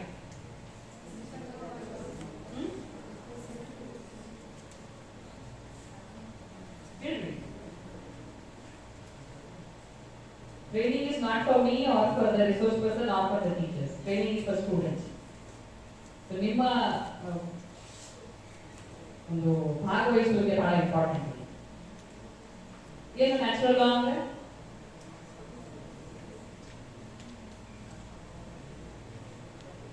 ಎಲ್ಲ ಆರ್ಟ್ಸ್ನವ್ರು ಇದ್ರಿ, ನ್ಯಾಚುರಲ್ ಲಾ ಕೇಳಿದ್ರಿ ಮಕ್ಕಳ ನಿಮ್ಮ ಸಿಲೆಬಸ್ನಾಗ ಅಥವಾ ಇಲ್ಲ? ನೈಸರ್ಗಿಕ ಕಾಯ್ದೆ, ಹ್ಯೂಮನ್ ರೈಟ್ಸ್ ಅರ್ಥ ಮಾಡ್ಕೋಬೇಕು ಅಂದ್ರೆ ಈ ನ್ಯಾಚುರಲ್ ಲಾ ಥಿಯರಿ ಅರ್ಥ ಆಗಲೇಬೇಕು. ನ್ಯಾಚುರಲ್ ಲಾ ಅನ್ನುವಂಥದ್ದು ಅರ್ಥ ಆಗಿಲ್ಲ ಅಂತಂದ್ರೆ ಹ್ಯೂಮನ್ ರೈಟ್ಸ್ ಅರ್ಥ ಆಗುದಿಲ್ಲ. ಈ ಒಂದು ಮಧ್ಯಯುಗದೊಳಗೆ ಹುಟ್ಟುಕೊಂಡಂತಹ ಒಂದು ಪರಿಕಲ್ಪನೆ ಇವತ್ತಿನ ಮಾನವ ಹಕ್ಕುಗಳು, ಅದು ಸಾರ್ವತ್ರಿಕ ಮಾನವ ಹಕ್ಕುಗಳಿಗೆ ಬೀಜ ಬಿದ್ದಿದ್ದು ಈ ನ್ಯಾಚುರಲ್ ಲಾ ಅನ್ನುವಂಥ ಒಂದು ಸಿದ್ಧಾಂತದಲ್ಲಿ. ನ್ಯಾಚುರಲ್ ಲಾ ಅಂತಂದ್ರೆ ರೂಲ್ ಆಫ್ ಲಾ ಗಿಂತನೂ ಸುಪ್ರೀಂ ಅಂತ ಹೇಳ್ತಾರೆ. ರೂಲ್ ಆಫ್ ಲಾ ಅಂದ್ರೆ ನಮ್ಮ ದೇಶದಲ್ಲಿ ನಮ್ಮ ಸಂದರ್ಭಗಳಿಗೆ ತಕ್ಕ ಹಾಗೆ ಅಥವಾ ನಮ್ಮ ಸಂಸ್ಕೃತಿಗೆ, ನಮ್ಮ ಭಾಷೆ, ನಮ್ಮ ಒಂದು ಐತಿಹಾಸಿಕ ಹಿನ್ನೆಲೆ ಅದರ ಆಧಾರದ ಮೇಲೆ ನಮ್ಮ ಕಾಯ್ದೆಗಳು ರಚನೆ ಆಗ್ತವೆ. ಸೊ ಆ ಕಾಯ್ದೆಗಿಂತನೂ ನ್ಯಾಚುರಲ್ ಲಾ ಸುಪ್ರೀಂ ಆಗಿರುವಂತದ್ದು. ಯಾಕಂತಂದ್ರೆ ನ್ಯಾಚುರಲ್ ಲಾ ಏನ್ ಹೇಳ್ತದೆ ಅಂದ್ರೆ ಮನುಷ್ಯನಾಗಿ ಹುಟ್ಟಿದಂತಹ ಪ್ರತಿಯೊಬ್ಬರಿಗೂ ನೈಸರ್ಗಿಕವಾಗಿ ಕೆಲವೊಂದಿಷ್ಟು ಹಕ್ಕುಗಳು ಸ್ವಾಭಾವಿಕವಾಗಿ ಬಂದ್ಬಿಡ್ತಾವೆ. ಅದನ್ನ ಯಾರು ಕೊಡ್ಬೇಕಾಗಿಲ್ಲ. ಇವಾಗ ಸಾರ್ವತ್ರಿಕ ಹಕ್ಕುಗಳಂದ್ರೂ ಕೂಡ ಅದನ್ನ ಯಾರು ಕೊಡ್ಬೇಕಾಗಿಲ್ಲ. ನಾವು ಮನುಷ್ಯರಾಗಿ ಹುಟ್ಟಿದ ಮಾತ್ರಕ್ಕೆ ನಮ್ಮ ಜೊತೆಗೆ ಬಂದಿರ್ತಾವೆ. ಅದನ್ನ ನಮ್ಮಿಂದ ಬೇರ್ಪಡಿಸೋದಕ್ಕೆ ಸಾಧ್ಯ ಇಲ್ಲ. ಈ ರೂಲ್ ಆಫ್ ಲಾ ನಮ್ಮ ದೇಶದ ಕಾಯ್ದೆಗಳಿರೋದವು ನಮ್ಮ ದೇಶದಿಂದ ಕೊಡಲ್ಪಟ್ಟಂತಹ ಕಾಯ್ದೆಗಳು ಅಥವಾ ಕೊಡಲ್ಪಟ್ಟಂತಹ ಹಕ್ಕುಗಳು, ಮೂಲಭೂತ ಹಕ್ಕುಗಳು ನಮ್ಮ ರಾಷ್ಟ್ರದಿಂದ ಕೊಡಲ್ಪಟ್ಟಂತಹ ಹಕ್ಕುಗಳು. ಹಾಗಾಗಿ ನೋಡ್ರಿ, ಎಮರ್ಜೆನ್ಸಿ ಡಿಕ್ಲೇರ್ ಆದಾಗ ಮೂಲಭೂತ ಹಕ್ಕುಗಳು ಮೊಟಕುಗೊಳ್ತಾವೆ, ಜಾಸ್ತಿ ಆಗ್ತಾವ, ಮೊಟಕುಗೊಳ್ತಾವ. ಆದ್ರೆ ಈ ಸಾರ್ವತ್ರಿಕ ಹಕ್ಕುಗಳು ಯಾರಿಂದಲೂ ಕೊಡಲ್ಪಟ್ಟಿದ್ದಲ್ಲ. ನಾವು ಮಾನವರಾಗಿ ಹುಟ್ಟಿದಾಗ ನಮ್ಮ ಜೊತೆನೆ ನಮ್ಮ ಬಂದಂತಹ ಹಕ್ಕುಗಳು, ಅಂದ್ರೆ ನೈಸರ್ಗಿಕವಾಗಿ ನಮಗೆ ಸಿಕ್ಕಂತಹ ಹಕ್ಕುಗಳು, ಅವುಗಳನ್ನ ಬೇರ್ಪಡಿಸೋದಕ್ಕೆ ಸಾಧ್ಯ ಇಲ್ಲ. ಈ ಕಾನ್ಸೆಪ್ಟ್ ಅನ್ನು ಹೇಳುವಂಥದ್ದು ನ್ಯಾಚುರಲ್ ಲಾ ಅನ್ನುವಂತಹ ಒಂದು ಥಿಯರಿ. ಮಿಡಿವಲ್ ಪೀರಿಯಡ್ ನಲ್ಲಿ ಬಂದಂತಹ ಮಧ್ಯಯುಗೀನ ರಾಜಕೀಯ ಚಿಂತನೆಗೆ ಹುಡ್ಕೊಂಡಂತಹ ಒಂದು ಥಿಯರಿ. ಅದರ ನಂತರ ಈ ಕೇವಲ ಥಿಯರಾಟಿಕಲ್ ಆಗಿ ಮಾನವ ಹಕ್ಕುಗಳು ಅಥವಾ ನ್ಯಾಚುರಲ್ ಲಾ ಅಂದ್ರೆ ಬೇಸಿಕ್ ರೈಟ್ಸ್ ಬಗ್ಗೆ ಮಾತನಾಡುವಂತದ್ದಾಗಿತ್ತು. ಆಗ ಅದಕ್ಕೆ ಒಂದು ಅಂದ್ರೆ ನಾನು ಹಾಗೆ ಹೇಳಿದೆ, ಕೊಡಬೇಕು, ರಾಷ್ಟ್ರ ಹಕ್ಕುಗಳನ್ನ ಕೊಡಬೇಕು ಅನ್ನುವಂಥದ್ದು. ಆ ಸಂದರ್ಭದಲ್ಲಿ ಅಂದ್ರೆ universal declaration of human rights ಆಗೋದಕ್ಕಿಂತ ಮುಂಚೆ, ಮಾನವ ಹಕ್ಕುಗಳ ಸಾರ್ವತ್ರಿಕ ಘೋಷಣೆ ಆಗೋದಕ್ಕಿಂತ ಮೊದಲು ಹಕ್ಕುಗಳು ಆಯಾ ರಾಷ್ಟ್ರಗಳು ಮತ್ತು ಆ ರಾಷ್ಟ್ರದ ಪ್ರಜೆಗಳಿಗೆ ಸಂಬಂಧಪಟ್ಟಂತಹ ವಿಚಾರ ಆಗಿದೆ, ಯೂನಿವರ್ಸಲ್ ಆಗಿ ಇದ್ದಂತಹ ವಿಚಾರ ಆಗಿರಲಿಲ್ಲ. ಅದು ಕೂಡ ಹಕ್ಕುಗಳನ್ನ ಕೊಡಬೇಕು ಅನ್ನುವಂತಹ ಒಂದು ವಿಷಯ ಪ್ರಾರಂಭವಾಗಿದೆ ಮ್ಯಾಗ್ನಾ ಕಾರ್ಟಾ. ಇಂಗ್ಲೆಂಡ್ ನಲ್ಲಿ 1215ರಲ್ಲಿ ಹಾಗೆ ವಿಶ್ವಾಸ್ ಅವರು ಹೇಳ್ತಾ ಇದ್ರು, ಎಲ್ಲರಿಗೂ ಕೊಟ್ಟಂತಹದ್ದಲ್ಲ, ಕೆಲವು ಇಲೈಟ್ ಫ್ಯಾಮಿಲೀಸ್ ನವರು ಏನು ಇಂಗ್ಲೆಂಡಿನ ಆಡಳಿತ ವ್ಯವಸ್ಥೆಯಲ್ಲಿ ಭಾಗಿಗಳಾಗಿದ್ರು, ಅವರಿಗೆ ಅಂದ್ರೆ ಅವರ ಮೇಲೆ ಅರಸನಿಗಿದ್ದಂತಹ ಅಧಿಕಾರವನ್ನ ಮಿತಿಗೊಳಿಸಿದಂತಹ ಒಂದು ಕಾಯ್ದೆ ಮ್ಯಾಗ್ನಾ ಕಾರ್ಟಾ. ಅಂದ್ರೆ ರಾಜನ ಅಧಿಕಾರಗಳನ್ನು ಕೂಡ ಮಿತಿಗೊಳಿಸಬಹುದು, ತನ್ನ ಪ್ರಜೆಗಳಿರುವಂತಹ ಸಬ್ಜೆಕ್ಟ್ಸ್ ಅಂತ ಕರೀತಿದ್ರು. ನಾವು ಕೂಡ ಸ್ವಾತಂತ್ರ್ಯಕ್ಕಿಂತ ಮುಂಚೆ ಭಾರತೀಯರನ್ನ ಸಬ್ಜೆಕ್ಟ್ಸ್ ಅಂತ ಕರೀತಿದ್ರು, ಈಗ ನಮ್ಮನ್ನ ಸಿಟಿಸನ್ಸ್ ಅಂತ ಹೇಳ್ತಾರೆ. ಸೊ ಸಬ್ಜೆಕ್ಟ್ಸ್ ಗೆ ಕೆಲವೊಂದಿಷ್ಟು ಅಧಿಕಾರಗಳನ್ನ ಅಥವಾ ಕೆಲವೊಂದಿಷ್ಟು ಹಕ್ಕುಗಳನ್ನ ನೀಡೋದಕ್ಕಾಗಿ ರಾಜನ ಅಧಿಕಾರಗಳನ್ನ ಮಿತಿಗೊಳಿಸಿದಂತಹ ಒಂದು ಮೊದಲನೇ ಉದಾಹರಣೆ ಅಂತಂದ್ರೆ ಮ್ಯಾಗ್ನಾ ಕಾರ್ಟಾ. ಅದರ ನಂತರ 17 ಮತ್ತು 18ನೇ ಶತಮಾನದಲ್ಲಿ ರೆವಲ್ಯೂಷನ್ಸ್ ಆಯ್ತು, ಅವಾಗ ಹಕ್ಕುಗಳ ಬಗ್ಗೆ ಹೆಚ್ಚಿನ ಒಂದು ಕಳಕಳಿ ಪ್ರಾರಂಭ ಆಯಿತು ಅಂತ ಹೇಳ್ಬೋದು.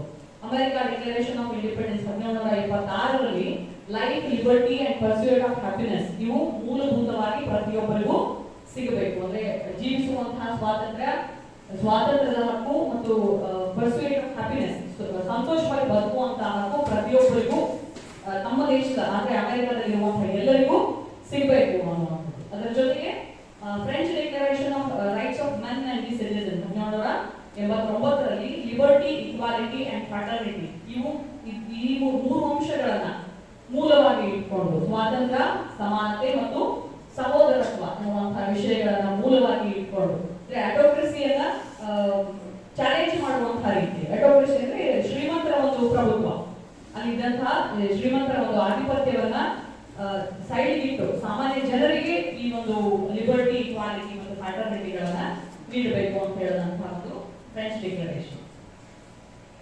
ಇವೆಲ್ಲವೂ ಮತ್ತೆ 1791ರಲ್ಲಿ United States bill of rights ನಲ್ಲಿ ಅದರ ಬಗ್ಗೆ ಮತ್ತೊಮ್ಮೆ ಚರ್ಚೆಯಾಗಿ, ಇಂತಹ ವಿಷಯಗಳ ಬಗ್ಗೆ ಚರ್ಚೆಯಾಗಿ freedom of speech, religion and press as well as the right to peaceable assembly, private property and fair trial.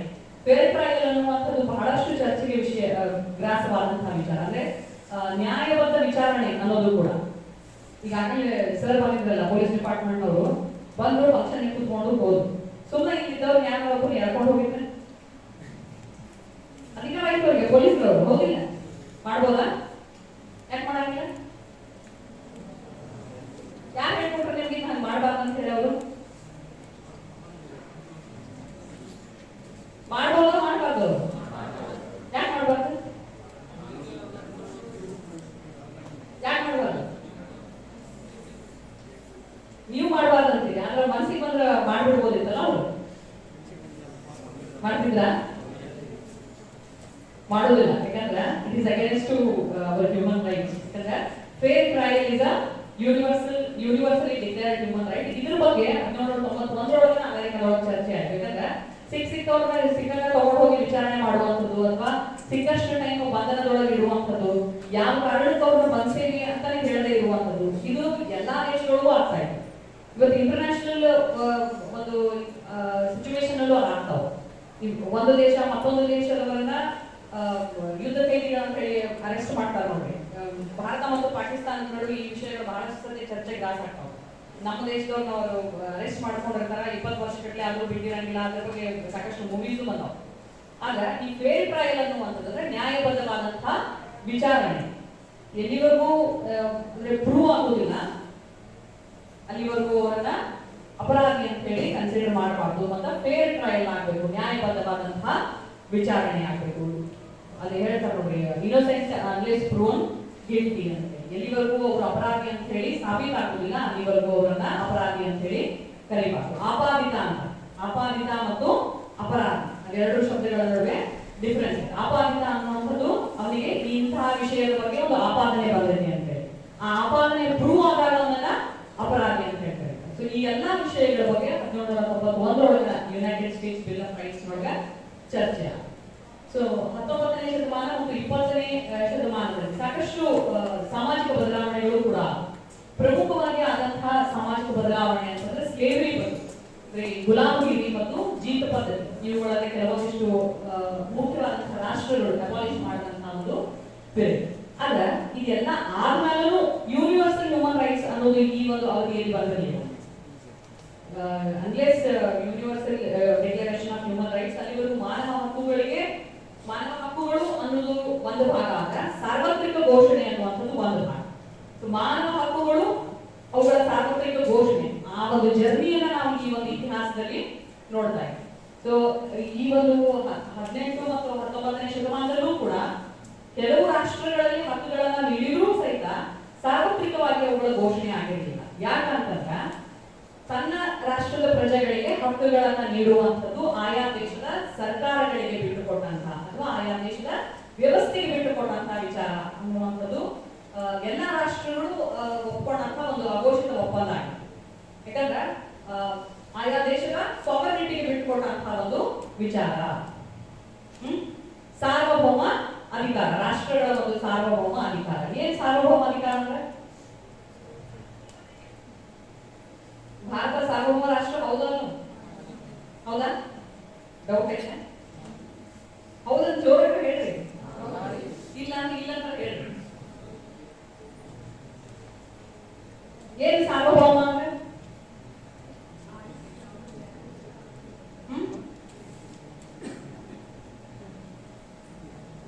ಒಂದು ದೇಶ ಸಾರ್ವಭೌಮ ಅಂತ ಕರೆಸ್ಕೋಬೇಕಂತ ಏನಾಗ್ಬೇಕು?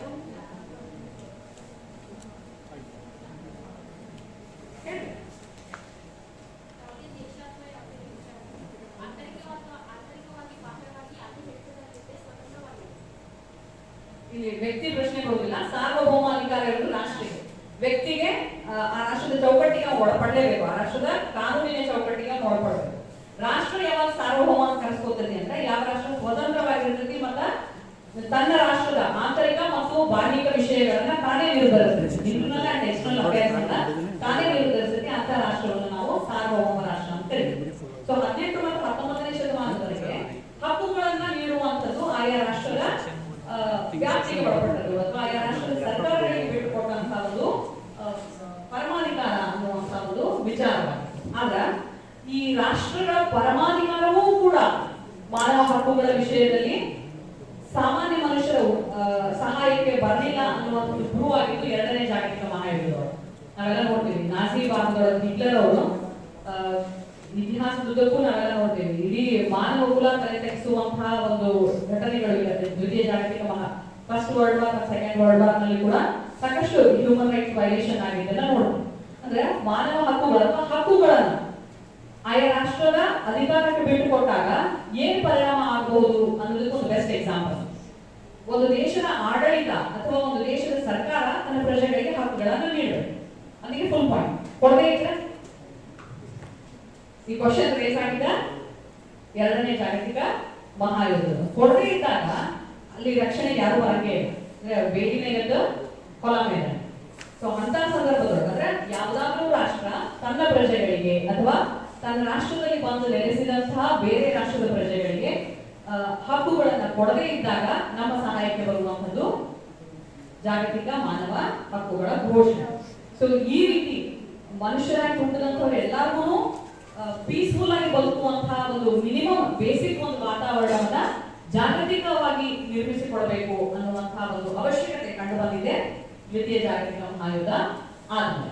ಆ ಕಾರಣಕ್ಕಾಗಿ 1948 December 10 United Nations general assembly Paris ನಲ್ಲಿ ನಡೆದಂತಹ ಒಂದು ಅಸೆಂಬ್ಲಿನಲ್ಲಿ universal declaration of human rights ಮಾನವ ಹಕ್ಕುಗಳ ಸಾರ್ವತ್ರಿಕ ಘೋಷಣೆ ಅನ್ನುವಂಥದ್ದು ಆಗ್ತದೆ. ಅವಾಗ ಈ ಮಾನವ ಹಕ್ಕು ಮತ್ತು ಸಾರ್ವತ್ರಿಕ ಘೋಷಣೆ ಅಥವಾ ಜಾಗತಿಕವಾಗಿ ಮಾನವ ಹಕ್ಕುಗಳು ಅವೆರಡು ಬೇರೆ ಬೇರೆ ಘಟಕಗಳಾಗಿದ್ದು ಎರಡು ಒಂದು ಘಟಕ ಆಗಿ ಸೇರ್ಕೊಂಡಂಥದ್ದು. ಆದ್ರೆ ಬಹಳಷ್ಟು ಯಾಕೆ ಇವತ್ತಿಗೂ ಮಾನವ ಹಕ್ಕುಗಳ ಉಲ್ಲಂಘನೆ ಆಗತೈತಿ? 1948 universal declaration of human rights ಆಯ್ತು, ಅದಾದ್ಮೇಲೆ first generation right, second generation rights, third generation right ಆದವು. ಮತ್ತೆ ಆಯಾ ರಾಷ್ಟ್ರಗಳಲ್ಲಿ ಅಂದ್ರೆ ಯಾರ್ಯಾರು ಈ universal declaration of human rights ಗೆ ಸಹಿ ಹಾಕಿದ್ರು ಆ ಎಲ್ಲಾ ರಾಷ್ಟ್ರದ ಸಂವಿಧಾನಗಳಲ್ಲಿ ಮೂಲಭೂತ ಹಕ್ಕುಗಳ ರೂಪದಲ್ಲಿ ಆಗಿರ್ಬೋದು. ನಮ್ಮ ದೇಶದಲ್ಲಿ ಮೂಲಭೂತ ಹಕ್ಕುಗಳಲ್ಲೂ ಕೂಡ ನಾವು ಮಾನವ ಹಕ್ಕುಗಳನ್ನು ನೋಡ್ತೇವೆ. ಮತ್ತೆ ರಾಜ್ಯ ನೀತಿ ನಿರ್ದೇಶಕ ತತ್ವ 3 ಮತ್ತು 4ನೇ ಭಾಗದೊಳಗ ಮಾನವ ಹಕ್ಕುಗಳ ಒಂದು ಇಂಪ್ರೆಷನ್ ಇರೋದನ್ನ ನಾವು ನೋಡ್ಬೋದು. ಇಷ್ಟೆಲ್ಲ ಆದ್ಮೇಲೂ ಯಾಕೆ ಮಾನವ ಹಕ್ಕುಗಳ ಉಲ್ಲಂಘನೆ ಆಗ್ತದೆ? ಆಗಲೇ ಸರ್ ಒಂದು ಬೆಸ್ಟ್ ಎಕ್ಸಾಂಪಲ್ ಹೇಳಿದ್ರು, ಈ ಒಂದು ಇಸ್ರೇಲ್ ಯುದ್ಧದ ಬಗ್ಗೆ. ಅದು ಒಂದು ಸಣ್ಣ ಎಕ್ಸಾಂಪಲ್ ಆಗಿರ್ಬೋದು. ನಮ್ಮದೇ ದೇಶದಲ್ಲಿ ನಡೆಯುವಂತಹ ಈ ಧರ್ಮದ ಹೆಸರಿನಲ್ಲಿ ನಡೆಯುವಂತಹ ದಂಗೆಗಳು, ಅದು ಕೂಡ ಮಾನವ ಹಕ್ಕುಗಳ ಉಲ್ಲಂಘನೆ. ಆಗ ಯಾವುದನ್ನ ಮಾನವ ಹಕ್ಕುಗಳ ಉಲ್ಲಂಘನೆ ಅನ್ಬೇಕು? ಅತಿ ಸೊಸಿ ಜಗಳ ಮಾನವ ಹಕ್ಕುಗಳ ಉಲ್ಲಂಘನೆ ಆಗ್ತದ? ಗಂಡ ಹೆಂಡತಿ ಹೊಡೆದ್ರ ಅಥವಾ ಇತ್ತೀಚಿನ ಬೆಳವಣಿಗೆ ಹೆಂಡತಿ ಗಂಡ ಹೊಡೆದ್ರ ಮಾನವ ಹಕ್ಕುಗಳ ಉಲ್ಲಂಘನೆ ಆಗ್ತದ? ಹೌದು, ಅದು ಅಂದ್ರೆ ದಟ್ ಇಸ್ ಆಲ್ಸೋ ಅಟ್ಯಾಕ್. ಆದ್ರೆ ಅದು ಮಾನವ ಹಕ್ಕುಗಳ ಉಲ್ಲಂಘನೆ ಆಗ್ತದೇನೋ ಹೇಳ್ರಿ. ನಿಮ್ಮ ಬಾಜು ಮನೆಯವರು ಕೂಡ ಜಗಳಾಡಿ ಪೊಲೀಸ್ ಸ್ಟೇಷನ್ ಹೋಗಿ ಸರ್ ಬಂದ್ ಬಂದಿದ್ರಲ್ರಿ ಟ್ರೈನಿಂಗ್ ಪ್ರೋಗ್ರಾಮ್ ನಾವು ಕೇಳೇವಿ ನೀವು ಕೇಳೇವಿ ತಗೋರಿ ನಮ್ಮ ಮಾನವ ಹಕ್ಕು ಉಲ್ಲಂಘನೆ ಆಗಿದೆ ಅಂತ ಹಾಕೋಣ. ಯಾರ ವಿರುದ್ಧ ಮಾನವ ಹಕ್ಕುಗಳ ಉಲ್ಲಂಘನೆಯನ್ನ ನಾವು ಕ್ಲೇಮ್ ಮಾಡಬಹುದು?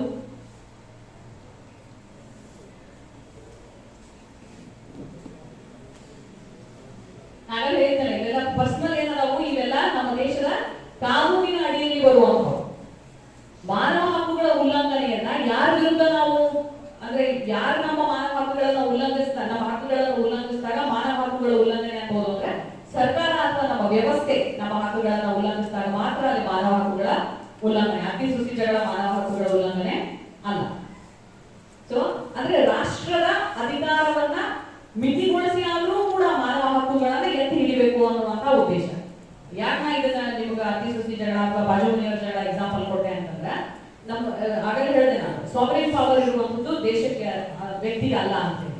ಆದ್ರೆ ಆ ರಾಷ್ಟ್ರದ ಸಾರ್ವಭೌಮ ಅಧಿಕಾರವನ್ನ ಕೂಡ ಮಿತಿಗೊಳಿಸಿ ಮಾನವ ಹಕ್ಕುಗಳನ್ನ ಖಾತ್ರಿಗೊಳಿಸುವಂತಹ ಒಂದು ದೊಡ್ಡ ಉದ್ದೇಶ ಇಟ್ಕೊಂಡು ಈ ಒಂದು universal declaration of human rights ಬಂದಿದ್ದನ್ನ ನೋಡ್ತೀವಿ. ಅದು ರೆಸಲ್ಯೂಷನ್ 217A ಅಂತ ಹೇಳ್ತಾರೆ. ಅದ್ರ ಜೊತೆಗೆ ವಿಶ್ವದ 500 ಭಾಷೆಗಳಲ್ಲಿ ಈ ಒಂದು universal declaration of human rights translate ಆಗಿದ್ದನ್ನ ನೋಡ್ತೀವಿ. ಅಂದ್ರೆ ಪ್ರತಿಯೊಬ್ಬ ವ್ಯಕ್ತಿಯ ಘನತೆ, ಸ್ವಾತಂತ್ರ್ಯ ಮತ್ತು ಎಲ್ಲಾ ಮಾನವ ಹಕ್ಕುಗಳು 30 ಆರ್ಟಿಕಲ್ನಾಗ 30 ವಿಷಯಗಳು ಚರ್ಚೆ ಆಗ್ತವೆ. ಅವು ಎಲ್ಲವೂ ಕೂಡ ಬೇರ್ಪಡಿಸಲಾಗದಂತಹ ಮತ್ತು ಮೂಲಭೂತವಾಗಿ ಇರುವಂತಹ ಹಕ್ಕುಗಳು. ಕೇವಲ ಮನುಷ್ಯರಾಗಿ ಹುಟ್ಟಿದ ಮಾತ್ರಕ್ಕೆ ನಮಗೆ ಬೇರ್ಪಡಿಸಲಾಗದಂತ, ಅಂದ್ರೆ ನಮ್ಮಿಂದ ಒಂದು ಸಪರೇಟ್ ಮಾಡೋದಕ್ಕೆ ಸಾಧ್ಯ. ನಮ್ಮನ್ನ ಒಂದು ಸಪರೇಟ್ ಮಾಡಿಬಿಟ್ರೆ ನಾವು ಕಾಮನ್ ಮ್ಯಾನ್ ಆಗಿ ಬದುಕೋದಕ್ಕೆ ಸಾಧ್ಯನೇ ಇಲ್ಲ ಅನ್ನುವಂತಹ ಸಿಚುವೇಶನ್. ಸೊ ನಾವು ಒಂದು ಪೀಸ್ಫುಲ್ ಆಗಿರುವಂತಹ ಒಂದು ಕಾಮನ್ ಲೈಫ್ ಅನ್ನ ನಡೆಸಬೇಕು ಅಂತಂದ್ರೆ universal declaration of human rights ನಲ್ಲಿರುವಂತಹ ಎಲ್ಲಾ ಅಂಶಗಳು ನಮ್ಮಿಂದ ಬೇರ್ಪಡಿಸಲಾಗದಂತಹ ವಿಷಯಗಳು. ಸೊ 30 ಆರ್ಟಿಕಲ್ ಬರ್ತಾವು. ಮುಖ್ಯವಾಗಿ ಫ್ರೀಡಮ್ ಆಫ್ ಸ್ಪೀಚ್, ಬಿಲೀಫ್ ಆಗಿರ್ಬೋದು, ರೈಟ್ ಟು ಲೈಫ್ ಆಗಿರ್ಬೋದು, ಇವೆಲ್ಲವೂ ಎಲ್ಲರಿಗೂ ಅಪ್ಲೈ ಆಗ್ತಾವೆ. ಅಂದ್ರೆ ಕೆಲವರಿಗಷ್ಟೇ ಅಥವಾ ಕೆಲವು ಗುಂಪಿನ ಜನರಿಗೆ ಅಷ್ಟೇ ಅಲ್ಲ. ಅಲ್ಲಿ ವಿಶೇಷವಾಗಿ ಈ ವಲ್ನರೇಬಲ್ ಗ್ರೂಪ್ಗಳ ಬಗ್ಗೆ ಕೂಡ ಕಾಳಜಿಯನ್ನು ವಹಿಸಿರೋದನ್ನ ನಾವು ನೋಡ್ತೇವೆ. ಫಾರ್ ಎಕ್ಸಾಂಪಲ್ ಹೆಣ್ಮಕ್ಳಿಗಾಗಿರ್ಬೋದು, ಮಕ್ಕಳಿಗಾಗಿರ್ಬೋದು, ಅಥವಾ ಮೈನಾರಿಟೀಸ್ ಅವರ ಡೆವಲಪ್ಮೆಂಟ್ಸ್ಗೆ, ಅಥವಾ ಈಗ ನಾವು ಥರ್ಡ್ ಜೆಂಡರ್ ಅಂತ ಹೇಳಿ ಕರಿತೀವಿ ಅವರ ಒಂದು ಡೆವಲಪ್ಮೆಂಟ್ಗೆ ಆಗಿರ್ಬೋದು, ಎಲ್ಲವೂ ಕೂಡ ಈ ಒಂದು ವಿಶ್ವ ಮಾನವ ಹಕ್ಕುಗಳ ಘೋಷಣೆಯಲ್ಲಿ ಕವರ್ ಆಗಿದ್ದನ್ನ ನೋಡ್ತೀವಿ. ಸೊ ಈ ಎಲ್ಲ ಮಾನವ ಹಕ್ಕುಗಳನ್ನ ವಿಶ್ವದ ಬೇರೆ ಬೇರೆ ರಾಷ್ಟ್ರಗಳು ತಮ್ಮ ಸಂವಿಧಾನಗಳಲ್ಲಿ ಅನಂತರದಲ್ಲಿ ಅಳವಡಿಸ್ಕೊಳಾಗತ್ತು. ಬಟ್ ಇಂಪ್ಲಿಮೆಂಟೇಷನ್ ಇನ್ನಷ್ಟು ಎಫೆಕ್ಟಿವ್ ಆಗಲಿ ಅಂತ ಹೇಳಿ human rights commission produce 2 major documents: international covenant on civil and political rights, ಮೊದಲನೇ ತಲೆಮಾರಿನ ಹಕ್ಕುಗಳು ಅಂತ ಹೇಳಿ ಹೇಳುವಂಥದ್ದು, ಮತ್ತು economic, social and cultural right, ಎರಡನೇ ತಲೆಮಾರಿನ ಹಕ್ಕುಗಳು. ಇದೆಲ್ಲವೂ ಕೂಡ international bill of human rights ನಲ್ಲಿ 1976ರಲ್ಲಿ ಘೋಷಣೆಯಾಗಿ ವಿಶ್ವದಾದ್ಯಂತ ಇವತ್ತು ನಾವು ಮಾನವ ಹಕ್ಕುಗಳನ್ನ ಅನುಭವಿಸ್ತಾ ಇದ್ದೀವಿ. ಇದಷ್ಟು ಮಾನವ ಹಕ್ಕುಗಳ ಇತಿಹಾಸ. ಅಂದ್ರೆ ಹಕ್ಕುಗಳು, ನ್ಯಾಯದ ಒಂದು ರಿಸಲ್ಟ್ ಅಂತಂದ್ರೆ ಹಕ್ಕು. ಆ ಹಕ್ಕನ್ನ ಆಯಾ ರಾಷ್ಟ್ರಗಳ ಪರಿಮಿತಿಯಿಂದ ಹೊರಗೆ ತಂದು ಯೂನಿವರ್ಸಲ್ ಆಗಿ ಸಾರುವಂಥದ್ದು. ಇದು ಸಣ್ಣ ಒಂದು ಪ್ರಯತ್ನ ಅಲ್ಲ. ಯಾಕಂದ್ರೆ ಬರೀ ನಾನು ಧಾರವಾಡದಿಂದ ಇಲ್ಲಿ ನೀವು ಸಂಕೇಶ್ವರಕ್ಕೆ ಬಂದ್ರೆ ಫುಡ್ ಪ್ಯಾಟರ್ನ್ ಚೇಂಜ್ ಆಗ್ತದೆ, ಭಾಷೆ ಚೇಂಜ್ ಆಗ್ತದೆ. ಅದೇ ಶಬ್ದ ನಾವು ಪ್ರೊನೌನ್ಸ್ ಮಾಡಿದಾಗ ಬೇರೆ ಆಗ್ತದೆ, ನೀವು ಪ್ರೊನೌನ್ಸ್ ಮಾಡಿದಾಗ ಚೇಂಜ್. ನೀವು ಮಾತಾಡೋದು ಕನ್ನಡ, ನಾ ಮಾತಾಡೋದು ಕನ್ನಡ. ಆದ್ರೆ ಶಬ್ದದ ಉಚ್ಚಾರಣೆ ನಿಮ್ಮ ಬಾಯೊಳಗೆ ಬೇರೆ ಬರ್ತೈತಿ, ನನ್ನ ಬಾಯೊಳಗೆ ಬೇರೆ ಬರ್ತೈತಿ. ಇದು ಇಲ್ಲಿ ಜಗತ್ತಿನ ಲೆಕ್ಕ ಹೇಳಿದ್ರೆ ಇದು ಹೆಂಗೈತಿ ಅಂದ್ರೆ ಮಾನವ ಹಕ್ಕುಗಳು ಸಾರ್ವತ್ರಿಕ ಘೋಷಣೆ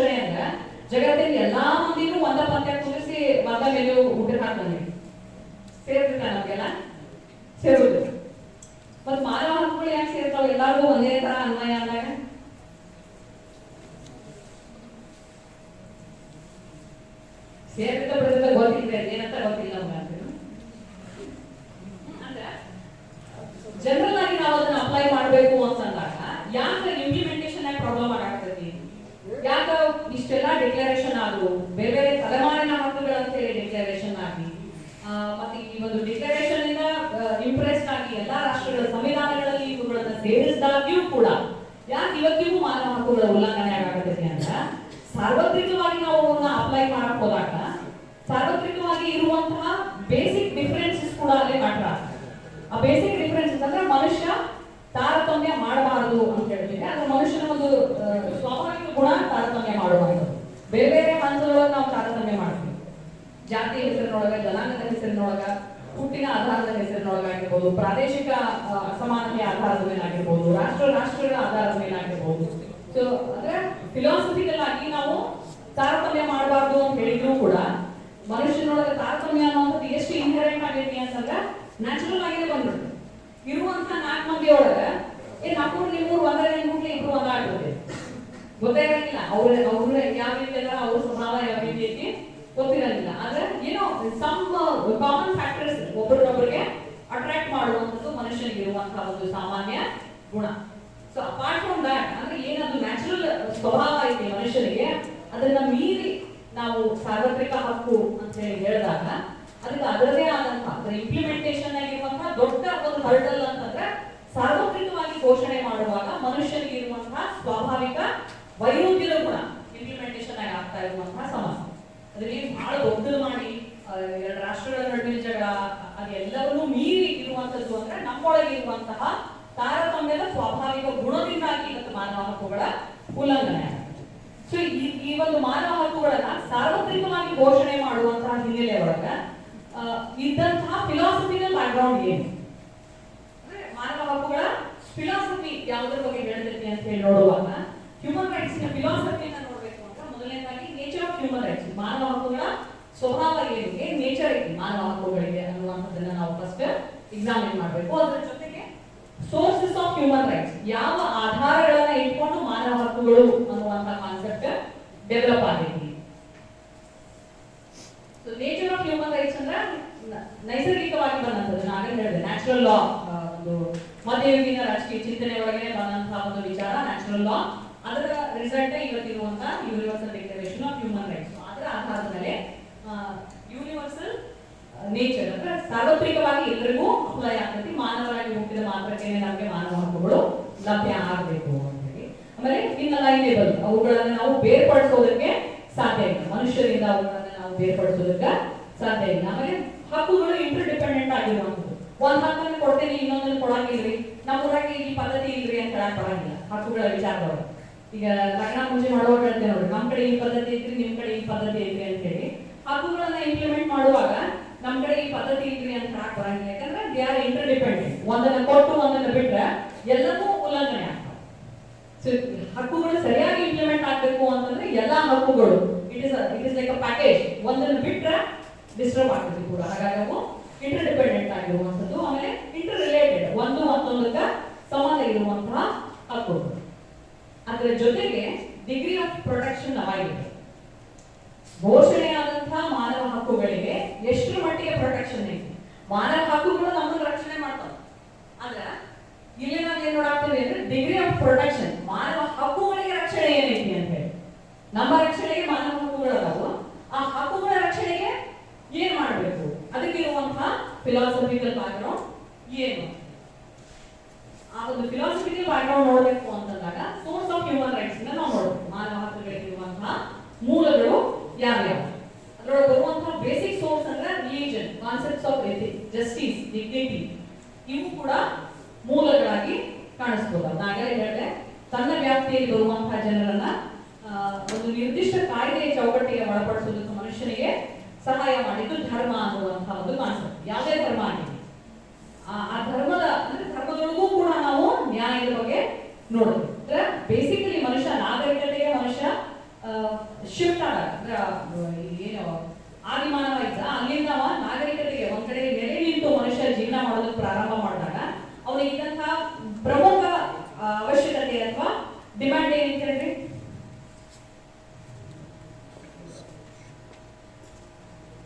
ಮುಂಜಾನೆ ಮನೆಯಿಂದ ರೆಡಿಯಾಗಿ ಮನೆಗೆಲ್ಲ ಕೆಲಸ ಮಾಡಿದ್ರೋ ಬಿಟ್ರೋ, ಅಪ್ಪ ಅವ್ರು ಹೆಲ್ಪ್ ಮಾಡಿದ್ರೋ ಬಿಟ್ರೋ, ದಟ್ ಇಸ್ ಸೆಕೆಂಡ್ರಿ.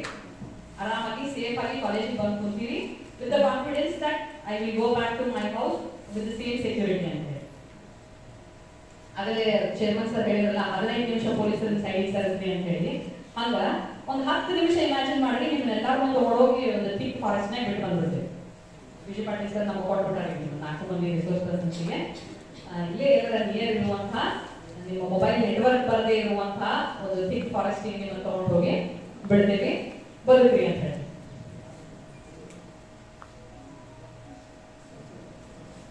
ರೆಬಾಕ್ ಶೂಸ್ ಬೇಕಂತಿರುವ, ಮೊಬೈಲ್ ನೆಟ್ವರ್ಕ್ ಬೇಕಂತಿರುವ, ಐಫೋನ್ ಬೇಕಂತಿರುವ, ಡಾಮಿನೋಸ್ ಪಿಜ್ಜಾ ಬೇಕಂತಿರುವ, ಏನ್ ಬೇಕಂತಿರೋಲ್ಲ, ಏನ್ ಬೇಕಂತೀವಿ ಬಿಟ್ಟು ಬಂದ್ಬಿಡ್ತೇವೆ ನಾವು. What will be your basic need? ಮೂಲಭೂತ ಅವಶ್ಯಕತೆ ಏನಾಗ್ತೈತಿ? ಅಲ್ಲೆಲ್ಲೋ ಹುಲಿ ಬದಲಾಗಿ ಕೇಳಸಾಗ್ತೈತಿ. ಒಂದ್ 2 ನಿಮಿಷ ಕಾಣ್ ಮುಚ್ಕೊಳ್ಬೇಕಂತೆ, ಫಾಸ್ಟ್ ಹೋಗ್ರಿ. ಯಾರು ಇಲ್ಲ, ದಾರಿ ಗೊತ್ತಿಲ್ಲ, ಅವಳು ಹುಲಿ ಬರಾಕ ಇನ್ನೊಂದ್ ಸ್ವಲ್ಪ ಹೊತ್ತಿಗೆ ಕತ್ಲಾಗ್ಬೋದು. ನೀರಲ್ಲಿ ಆಗ್ತೈತಿ, ಬಿಸ್ಲರಿ ಬಾಟಿ ಕಾಣಿಸ್ಬಲ್ವ ಇವರು, ಹೊಟ್ಟೆ ಸಾರ್ತೈತಿ, ಜೀವನ ಆಗೈತೆ ಅಂತ ಗೊತ್ತಿಲ್ಲ. ಏನು ನೀವು ಬೇಸಿಕ್ ನೀಡ್ ಏನಾಗಿರುತ್ತೆ ಸರ್?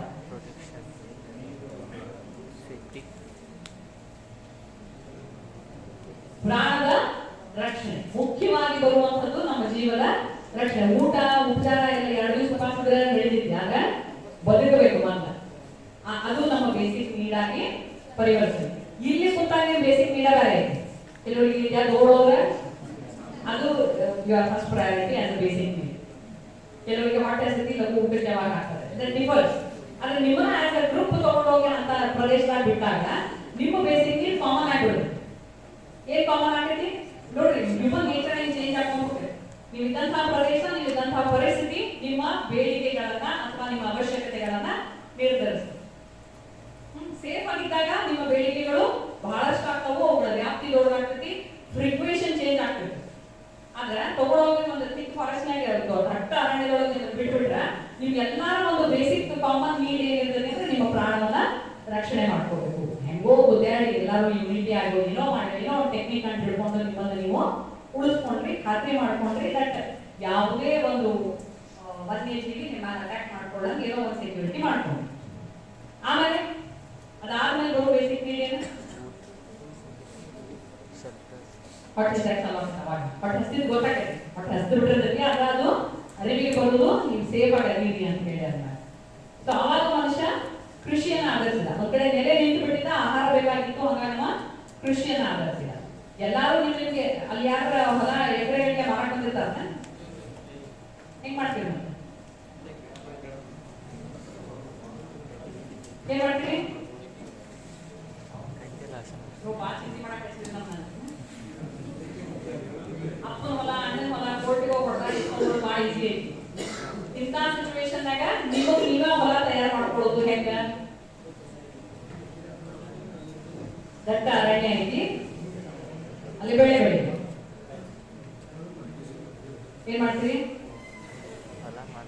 ಏನ್ ಮಾಡ್ತೀರಿ ಗೊತ್ತಾಗ? ಭೂಮಿ ಸಾಫ್ ಮಾಡ್ಕೋತೀರಿಲ್ಲ, ಬೆಳಕ ಯೋಗ್ಯ ಮಾಡ್ಕೋತೀರಿಲ್ಲ. ನೀವು ಗಿಡ ತಗೊಂಡು ಎಲ್ಲಿ ತಪ್ಪಲ ತಿಂತೀರೋ ತಿಂದ್ರು ಎಷ್ಟು ತಿಂತೀರಿ? ಕೃಷಿಗೆ ಯೋಗ್ಯ ಭೂಮಿ ಮಾಡ್ಕೊಳ್ಳೇಬೇಕು. ಅಲ್ಲಿ ಎನರ್ಜಿ ಹೋಗ್ತದೆ. ಜೆಸಿಬಿ ತಂದು ಹಚ್ತೀರ ಯಾರಿಲ್ಲ ಅಲ್ಲಿ ನೀವ ಬಾಳ ಅಂದ್ರೆ ಲೈಕ್ ಮೈಂಡೆಡ್ ಯಾರಾದ್ರೆ ಒಬ್ಬರಿಗೊಬ್ಬರು ಹೆಲ್ಪ್ ಮಾಡ್ಕೋತೀರಿ. ಯಾರಿಗೆ ಎಷ್ಟು ಉಳುಮೆ ಮಾಡ್ಕೊಳ್ಳೋದಕ್ಕೆ ಯೋಗ್ಯವಾಗಿ ಭೂಮಿಯನ್ನ ಪರಿವರ್ತನೆ ಮಾಡ್ಕೊಳಕ್ ಸಾಧ್ಯತೆ ಅಷ್ಟು ಮಾಡ್ಕೋತೀರಿ. ಬಹಳ ಫಿಸಿಕಲಿ ಸ್ಟ್ರಾಂಗ್ ಇರವ ಒಂದು 10 ಎಕರೆ ಮಾಡ್ಕೋತಾನ, ಫಿಸಿಕಲಿ ವೀಕ್ ಇರವ ಒಂದು 2 ಎಕರೆ ಮಾಡ್ಕೋತಾನ. ಏನು ಮಾಡ್ಕೊಳಕ್ ಆಗ್ಲಿಲ್ಲ ಅವ ಯಾರು ಮಾಡಾಕತ್ತಿದ್ದಾನ ಹೋಗೋನು ಹೆಲ್ಪ್ ಮಾಡ್ತಾನ. ಅಲ್ಲೇ ಬಂದ್ರೆ ಕ್ಲಾಸ್ ವರ್ಗ ಉಟ್ಕೊಳ್ಳೋದನ್ನ ಉಳ್ಳವರು ಇಲ್ಲದವರು ಅನ್ನುವಂಥದ್ದು. ಇಷ್ಟೆಲ್ಲ ಆತು. ಇದಾದ್ಮೇಲೆ ಬೆಳೆ ಬಂತು, ATM ಸೆಟ್ ಮಾಡೋದು ಮಾರ್ತೀವಿ, ಮಾರಿದ್ರೆ ತಗೊಳ್ಳೋರು ಯಾರಿಲ್ಲ. ಇವೆಲ್ಲ ಕಂಡೀಷನ್ ನಿರ್ಮಾಣ ಮಾಡಿಬಿಟ್ರೆ ಮೇಡಮ್ ಏನ್ ತಿಳಿಯವಾಗ್ತದೆ ಆ ಬೆಳೆದಿದ್ದನ್ನ ಕಾರ್ ಇಟ್ಕೋಬೇಕು ಅನ್ನೋ ಕಾಳಜಿನೂ ಐತಿ ನಿಮ್ಗೆ. ಯಾಕಂದ್ರೆ ನೆಕ್ಸ್ಟ್ ಮತ್ತೆ ಬೆಳೆದು ಅದು ಬರುವವರೆಗೂ ತಿನ್ನಾಕಿದ ನಮಗ ಆಸರ. ಅಷ್ಟು ಅಷ್ಟೆಲ್ಲ ಮಾಡಿ ಬಹಳಷ್ಟು ರಾಶಿ ಮಾಡಿ ಸಿಕ್ಕಾಪಟ್ಟೆ ಬೆಳೆದಿರಿ. ನಿಮ್ಗಿಂತ ಬಹಳ ಗಟ್ಟಿದ್ದವ, ಫಿಸಿಕಲಿ ಬಹಳ ಸ್ಟ್ರಾಂಗ್ ಇದ್ದವ. ಅವ ಒಂದ್ಸತಿ ಕೂದಿದ್ರೆ ನೀವು 4 ಸತಿ ತೆಲುಗು ಪಿಕ್ಚರ್ನಾಗ ತೋರಿಸ್ತಾರ ನಂಗೆ ಬೌನ್ಸ್ ಆಗಿ ಬರ್ತೀವಿ ಅಂತ ಒಂದು ಕೂದಿ ನಿಮ್ಗೆ ಬೆಳೆಸಿದಷ್ಟು ಕರ್ಕೊಂಡು ಏನ್ ಮಾಡ್ತೀರಿ? ಪೊಲೀಸ್ ಸ್ಟೇಷನ್ ಹೋಗ್ತೀರಿ? ಇಲ್ಲ ಹೋಗ್ರಿ, ಸಾಕಾಗ್ತಾ ಮಾಡ್ತೀನಿ. ಏನ್ ಮಾಡ್ತೀರಿ ಅವಾಗ?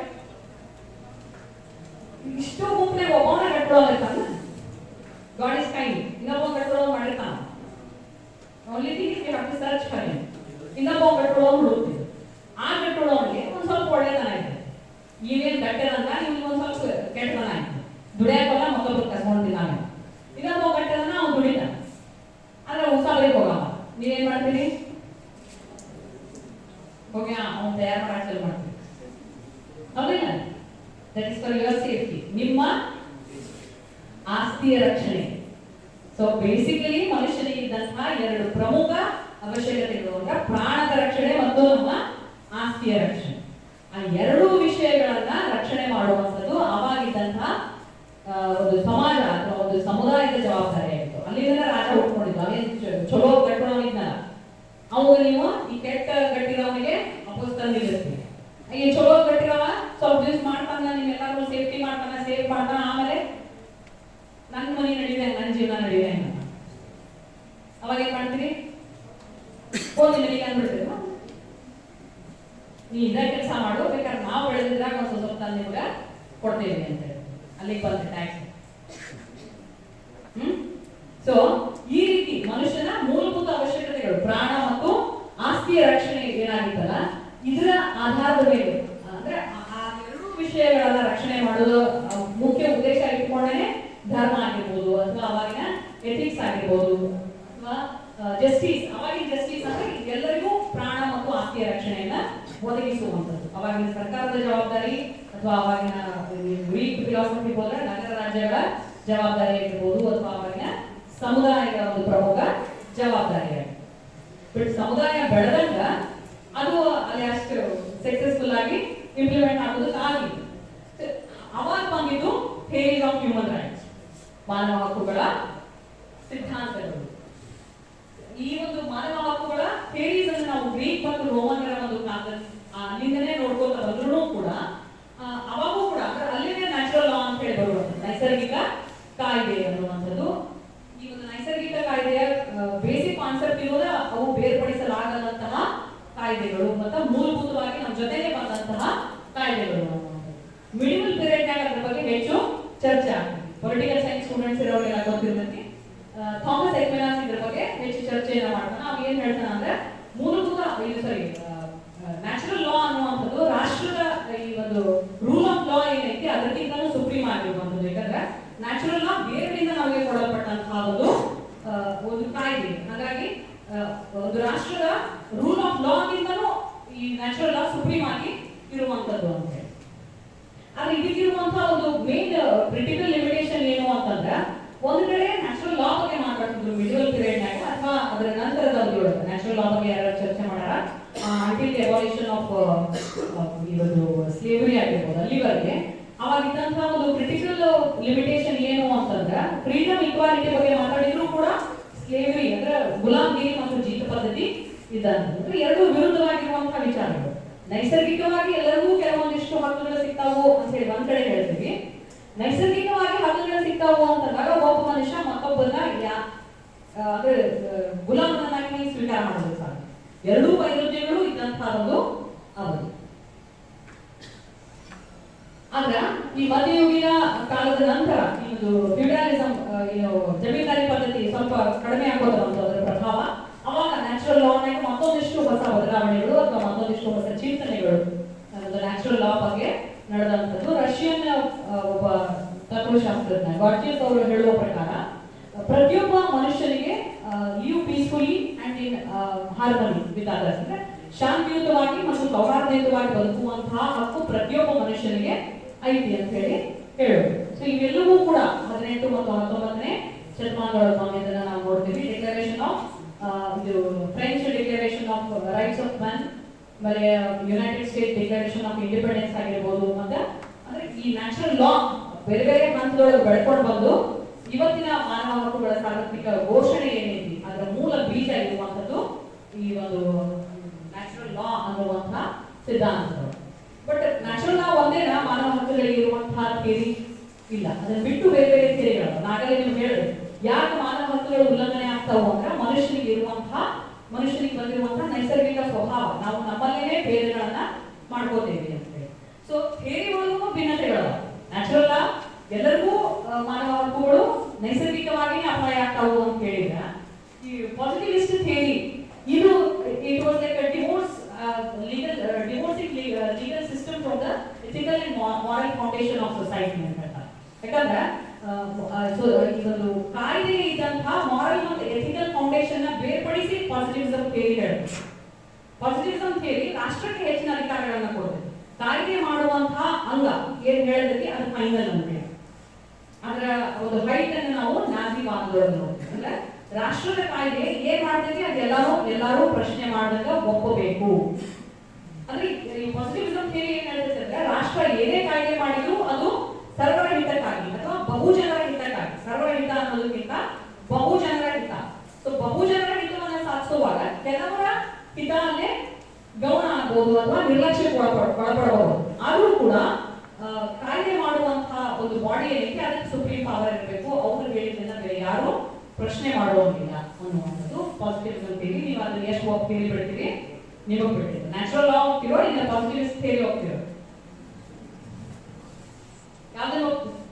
ಯಾವ್ದನ್ನ ಹೋಗ್ತೀರಿ? ಸುದ್ದಿನ ಬ್ಯಾಟ್ರಿ ಅಂತೀನ. Next Marxist theory. Karl Marx ಬಗ್ಗೆ ಎಲ್ಲರೂ ಕೇಳಿವಿ.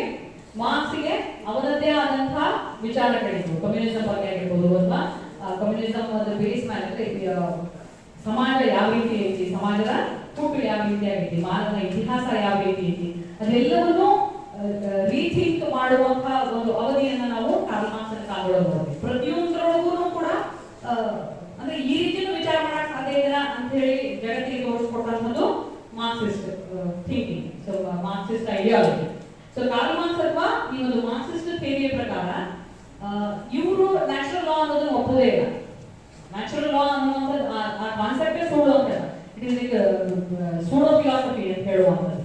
ಸುಳ್ಳು ವಿಚಾರ. ಅದು ಯಾವುದು ನ್ಯಾಚುರಲ್ ಅಲ್ಲ, ಯಾವುದು ಬೇರ್ಪಡಿಸಲಾಗದ್ದು ಅನ್ನುವಂಥದ್ದು ಯಾವುದು ಇಲ್ಲೇ ಇಲ್ಲ ಹಕ್ಕುಗಳ ಬಗ್ಗೆ ಅನ್ನುವಂಥದ್ದು ಮಾರ್ಕ್ಸ್ನ ವಾದ. ಮತ್ತೆ ಅವರು ಯಾವ ವಿಚಾರವನ್ನ ಪ್ರತಿಪಾದಿಸ್ತಾರ ಅಂತಂದ್ರೆ ಇವರು ಕೂಡ ಈ ಪಾಸಿಟಿವಿಸ್ಟ್ ಥಿಯರಿಯ ಒಂದು ಬೇರಾಗಿನ ಯೋಚನೆ ಮಾಡ್ತಾರ. ಆದ್ರೆ ಅವರಲ್ಲಿ ಸ್ಟೇಟ್ಗೆ ಸುಪ್ರೀಂ ಪವರ್ ಕೊಡ್ತಾರ. ಇವರು ಸ್ಟೇಟ್ಗೆ ಸುಪ್ರೀಂ ಪವರ್ ಕೊಡುವಲ್ಲಿ ಮಾರ್ಕ್ಸಿಸ್ಟ್ ಥಿಯರಿ ಮತ್ತು ಪಾಸಿಟಿವಿಸ್ಟ್ ಥಿಯರಿ ಒಳಗೆ ಡಿಫರೆನ್ಸ್ ಅಂತ ನೋಡ್ತೀವಿ. ಮಾರ್ಕ್ಸಿಸ್ಟ್ ಥಿಯರಿ ಏನ್ ಹೇಳ್ತೈತಿ, ಎಲ್ಲರ ಹಿತದೊಳಗೆ ನನ್ನ ಹಿತ ಅಡಗೈತಿ ಅನ್ನುವಂಥದ್ದು.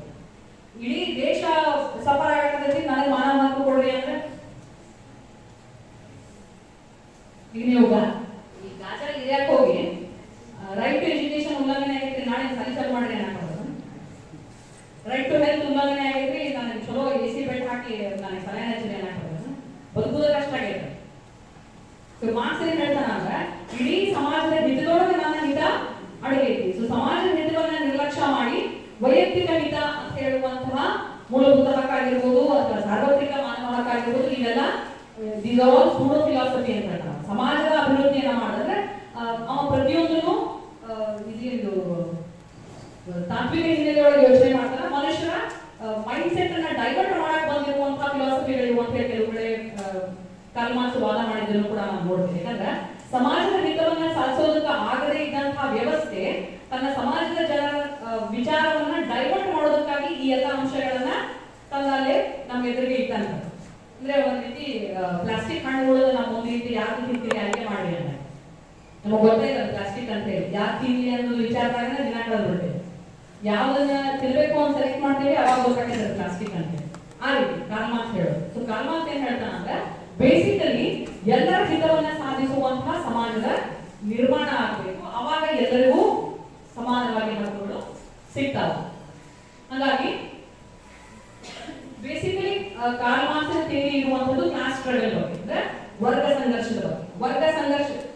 ವರ್ಗ ಸಂಘರ್ಷವನ್ನ ನಿಲ್ಲಿಸಬೇಕು, ವರ್ಗ ಸಂಘರ್ಷ ಅಂತ್ಯಗೊಳ್ಳಬೇಕು. ಆಮೇಲೆ ಒಂದು ಹೊಸ ಈ ಒಂದು ಕಮ್ಯುನಿಸಂ ಬೇಸ್ಡ್ ಸೊಸೈಟಿ ರಚನೆ ಆಗ್ತದೆ ಅನ್ನುವಂಥದ್ದು ಮಾರ್ಕ್ಸಿಸ್ಟ್ ಥಿಯರಿ. ಸೊ ವರ್ಗ ಸಂಘರ್ಷ ನಿಲ್ಲಬೇಕು ವರ್ಗಗಳ ಮಧ್ಯೆ ಸಮಾಜದೊಳಗಿರುವಂತಹ ಬೇರೆ ಬೇರೆ ವರ್ಗಗಳ ಮಧ್ಯೆ ಕಾನ್ಫ್ಲಿಕ್ಟ್ ಬಂದಾಗ್ತದೆ. ವರ್ಗಗಳ ಒಂದು ಸಂಘರ್ಷ ಬಂದಾಯ್ತು ಅಂದ್ರೆ ಜನರು ಮತ್ತು ಸರ್ಕಾರದ ನಡುವಿನ ಸಂಘರ್ಷ ಕೂಡ ಬಂದಾಗ್ತದೆ. ಜನರಿಗೂ ಸರ್ಕಾರಕ್ಕೂ ಈ ಡಿಫರೆನ್ಸ್ ಇಲ್ಲ ಅಂತಂದಾಗ ಇಷ್ಟೊತ್ತನ ನಾವೆಲ್ಲ ಥಿಯರಿನಾಗ ಹಕ್ಕುಗಳು ಬೇಕು ಬೇಕು ಅಂತ ಹೇಳಿ ಮಾರ್ಕ್ಸ್ ಏನ್ ಹೇಳ್ತಾನ ಹಕ್ಕು ಬೇಡ ಬೇಡ ಅಂತ ಅಂದ್ರೆ ಸಮಾಜದೊಳಗೆ ವರ್ಗ ಸಂಘರ್ಷ ಇಲ್ಲ, ಸರ್ಕಾರ ಮತ್ತು ಜನರ ನಡುವೆ ಸಂಘರ್ಷನ ಇಲ್ಲ ಅಂದ್ರೆ ಹಕ್ಕು ಬೇಕನ್ನೋ ಪ್ರಸಂಗನ ಇಲ್ಲ.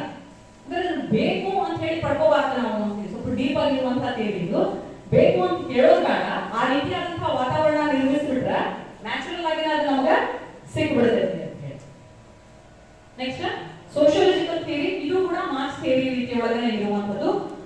ಆ ರೀತಿಯಾದಂತಹ ವಾತಾವರಣವನ್ನ ನಿರ್ಮಾಣ ಮಾಡಿದ್ದಾರೆ. ಅಂದ್ರೆ ಸೊಸೈಟಿ ಯಾವ ರೀತಿ ಇರ್ತೈತೆ ಅಂತ ಹಕ್ಕುಗಳು ನಮಗೆ ಸಿಗ್ತಾವ. ಅಂದ್ರೆ they don't believe in universal human rights.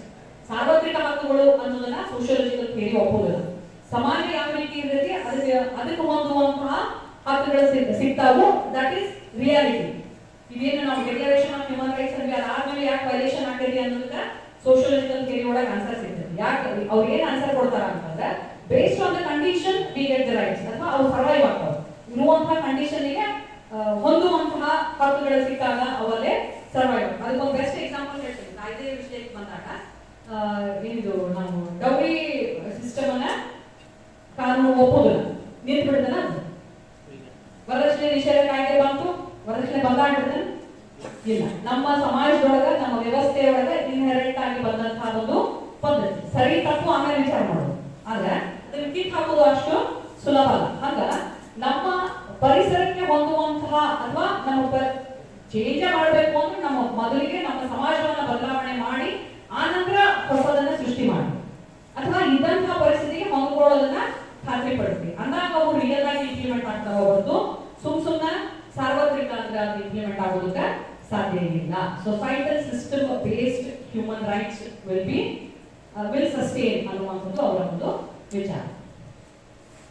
Next theory based on justice. ಇವೆಲ್ಲ ಮಾಡರ್ನ್ ಹ್ಯೂಮನ್ ರೈಟ್ ಥಿಯರೀಸ್. ಅಂದ್ರೆ ನ್ಯಾಯದ ಆಧಾರದ ಮೇಲೆ ಮಾನವ ಹಕ್ಕುಗಳು ಸಿಗುವಂಥದ್ದು. ಈ ಥಿಯರಿ ಬೇಸ್ಡ್ ಆನ್ ಜಸ್ಟಿಸ್ ಮುಗಿಸ್ತೇನೆ, ಟೈಮ್ ಆಗಿರ್ತಂತೆ ಸೊನ್ನೆ ಮಾಡಕ್ಕೆ. So theory based on justice ಅಂತಂದ್ರೆ ಡಿಸ್ಟ್ರಿಬ್ಯೂಷನ್ ಆಫ್ ಸೋಷಿಯಲ್ ಗೂಡ್ಸ್. ಅಂದ್ರೆ ನೈಸರ್ಗಿಕ, ಸಿಂಪಲ್ ಎಕ್ಸಾಂಪಲ್ ಅಂದ್ರೆ ನೈಸರ್ಗಿಕ ಸಂಪನ್ಮೂಲಗಳ ಸಮಾನ ಹಂಚಿಕೆ ಆಗಬೇಕು, ಅದು ಥಿಯರಿ ಆಫ್ ಜಸ್ಟಿಸ್ ಅಂತ ಹೇಳಿ.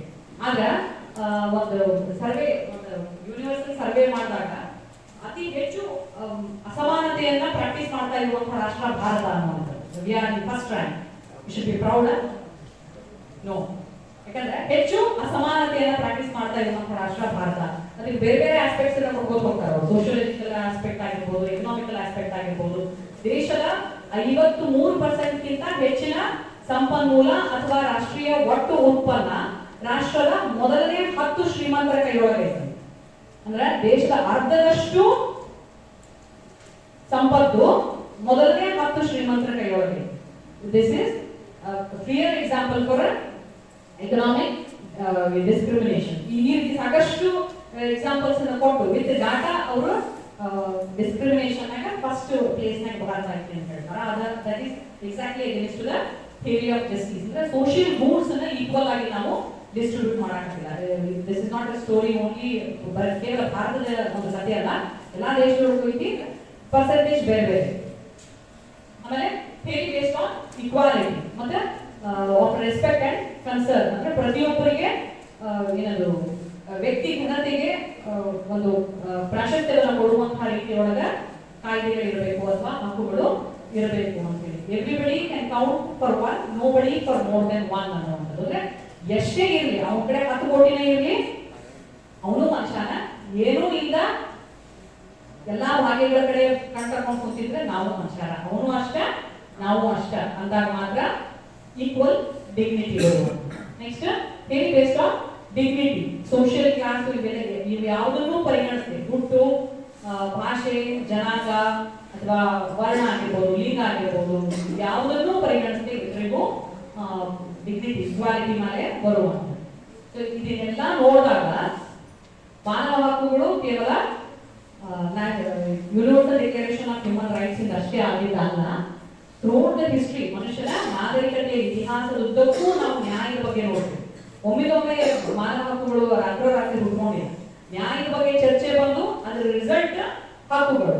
ಹಕ್ಕುಗಳ ಅಂದ್ರೆ ಆಯಾ ರಾಷ್ಟ್ರದ ಹಕ್ಕುಗಳನ್ನ ಸರಿಯಾಗಿ ಇಂಪ್ಲಿಮೆಂಟ್ ಮಾಡದೇ ಇದ್ದಾಗ ಅಥವಾ ಅವುಗಳು ಉಲ್ಲಂಘನೆ ಆದಾಗ ಅಥವಾ ರಾಷ್ಟ್ರವೇ ಹಕ್ಕುಗಳನ್ನ ಉಲ್ಲಂಘನೆ ಮಾಡಿದಾಗ ಬಂದಂಥದ್ದು ಯೂನಿವರ್ಸಲ್ ಹ್ಯೂಮನ್ ರೈಟ್ ಅನ್ನುವಂತಹ ಒಂದು ಪರಿಕಲ್ಪನೆ. ಆದ್ರೆ ಈ ಮಾಡರ್ನ್ ಡೇಸ್ನಾಗ ವಿದೌಟ್ ಎನಿ ಡಿಸ್ಕ್ರಿಮಿನೇಷನ್ ಎಲ್ಲರಿಗೂ ಹಕ್ಕುಗಳು ಸಮಾನವಾಗಿ ಸಿಗಬೇಕು.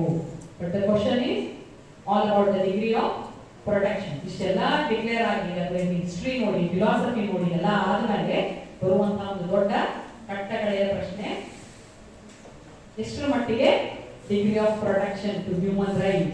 ಇವೆಲ್ಲ ಏನ್ ಅನ್ಕೊಂಡಿದ್ವಿ, ನಮ್ಮ ಮಾನವ ಹಕ್ಕುಗಳನ್ನ ರಕ್ಷಣೆ ಮಾಡ್ಕೊಳ್ಳೋದು ಹೆಂಗ ಅಂತೇಳಿ ಇವತ್ತಿನ ತರಬೇತಿಯೊಳಗೆ ಕಲಿಸ್ತಾರ ಅಂತ ಹೇಳಿ. ಆದ್ರೆ ಇಲ್ಲಿ ಬೇಸಿಕ್ ಕ್ವಶನ್ ಏನೈತಿ ಅಂದ್ರೆ ಮಾನವ ಹಕ್ಕುಗಳಿಗೆ ಎಷ್ಟರ ಮಟ್ಟಿಗೆ ಪ್ರೊಟೆಕ್ಷನ್ ಐತಿ. ಎರಡು ಬೇರ್ಪಡಿಸಲಾಗದಂತಹ ವಿಚಾರಗಳು. ಮಾನವ ಹಕ್ಕುಗಳಿಗೆ ಎಷ್ಟು ಪ್ರೊಟೆಕ್ಷನ್ ಐತಿ ಅಥವಾ ನನ್ನ ಮಾನವ ಹಕ್ಕುಗಳಿಗೆ ಎಷ್ಟು ಪ್ರೊಟೆಕ್ಷನ್ ಐತಿ, ಬೋತ್ ಆರ್ ಸೇಮ್ ಹೇಳ್ತಾ ನನ್ನ ಒಂದು ಪ್ರೆಸೆಂಟೇಷನ್ ಅನ್ನು ಮುಗಿಸ್ತೇನೆ. Thank you. ಅಧ್ಯಕ್ಷರಾಗಿ ಮಂಡಿಸಿದ ಸಂಪನ್ಮೂಲ ವ್ಯಕ್ತಿಗಳಿಗೆ ಧನ್ಯವಾದಗಳು.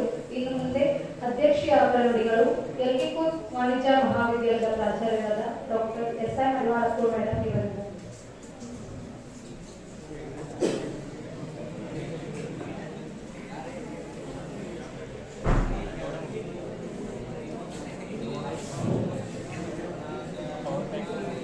ಇಂದಿನ ಕಲಾ ವಿಜ್ಞಾನ ಮಹಾವಿದ್ಯಾಲಯದ ಹಾಗೂ ರಾಣಿ ಚೆನ್ನಮ್ಮ ವಿಶ್ವವಿದ್ಯಾಲಯದ ರಾಜ್ಯಶಾಸ್ತ್ರ ವಿಭಾಗದ ಅಧ್ಯಾಪಕರ ಸಂಘದ ಸಹಯೋಗದೊಂದಿಗೆ ಆಯೋಜಿಸಿರುವ ಹ್ಯೂಮನ್ ರೈಟ್ಸ್ ಎಜುಕೇಷನ್ ಜಾಗೃತಿ ಕಾರ್ಯಕ್ರಮ, ಇದು ನ್ಯಾಷನಲ್ ಹ್ಯೂಮನ್ ರೈಟ್ಸ್ ಅಸೋಸಿಯೇಷನ್ ಪ್ರಾಯೋಜಕರೊಂದಿಗೆ ಈ ಕಾರ್ಯಕ್ರಮಕ್ಕೆ ಆಗಮಿಸಿರುವ ಸಂಪನ್ಮೂಲ ವ್ಯಕ್ತಿಗಳೇ ಹಾಗೂ ಮೊದಲ ಟೆಕ್ನಿಕಲ್ ಸೆಷನ್ನಲ್ಲಿ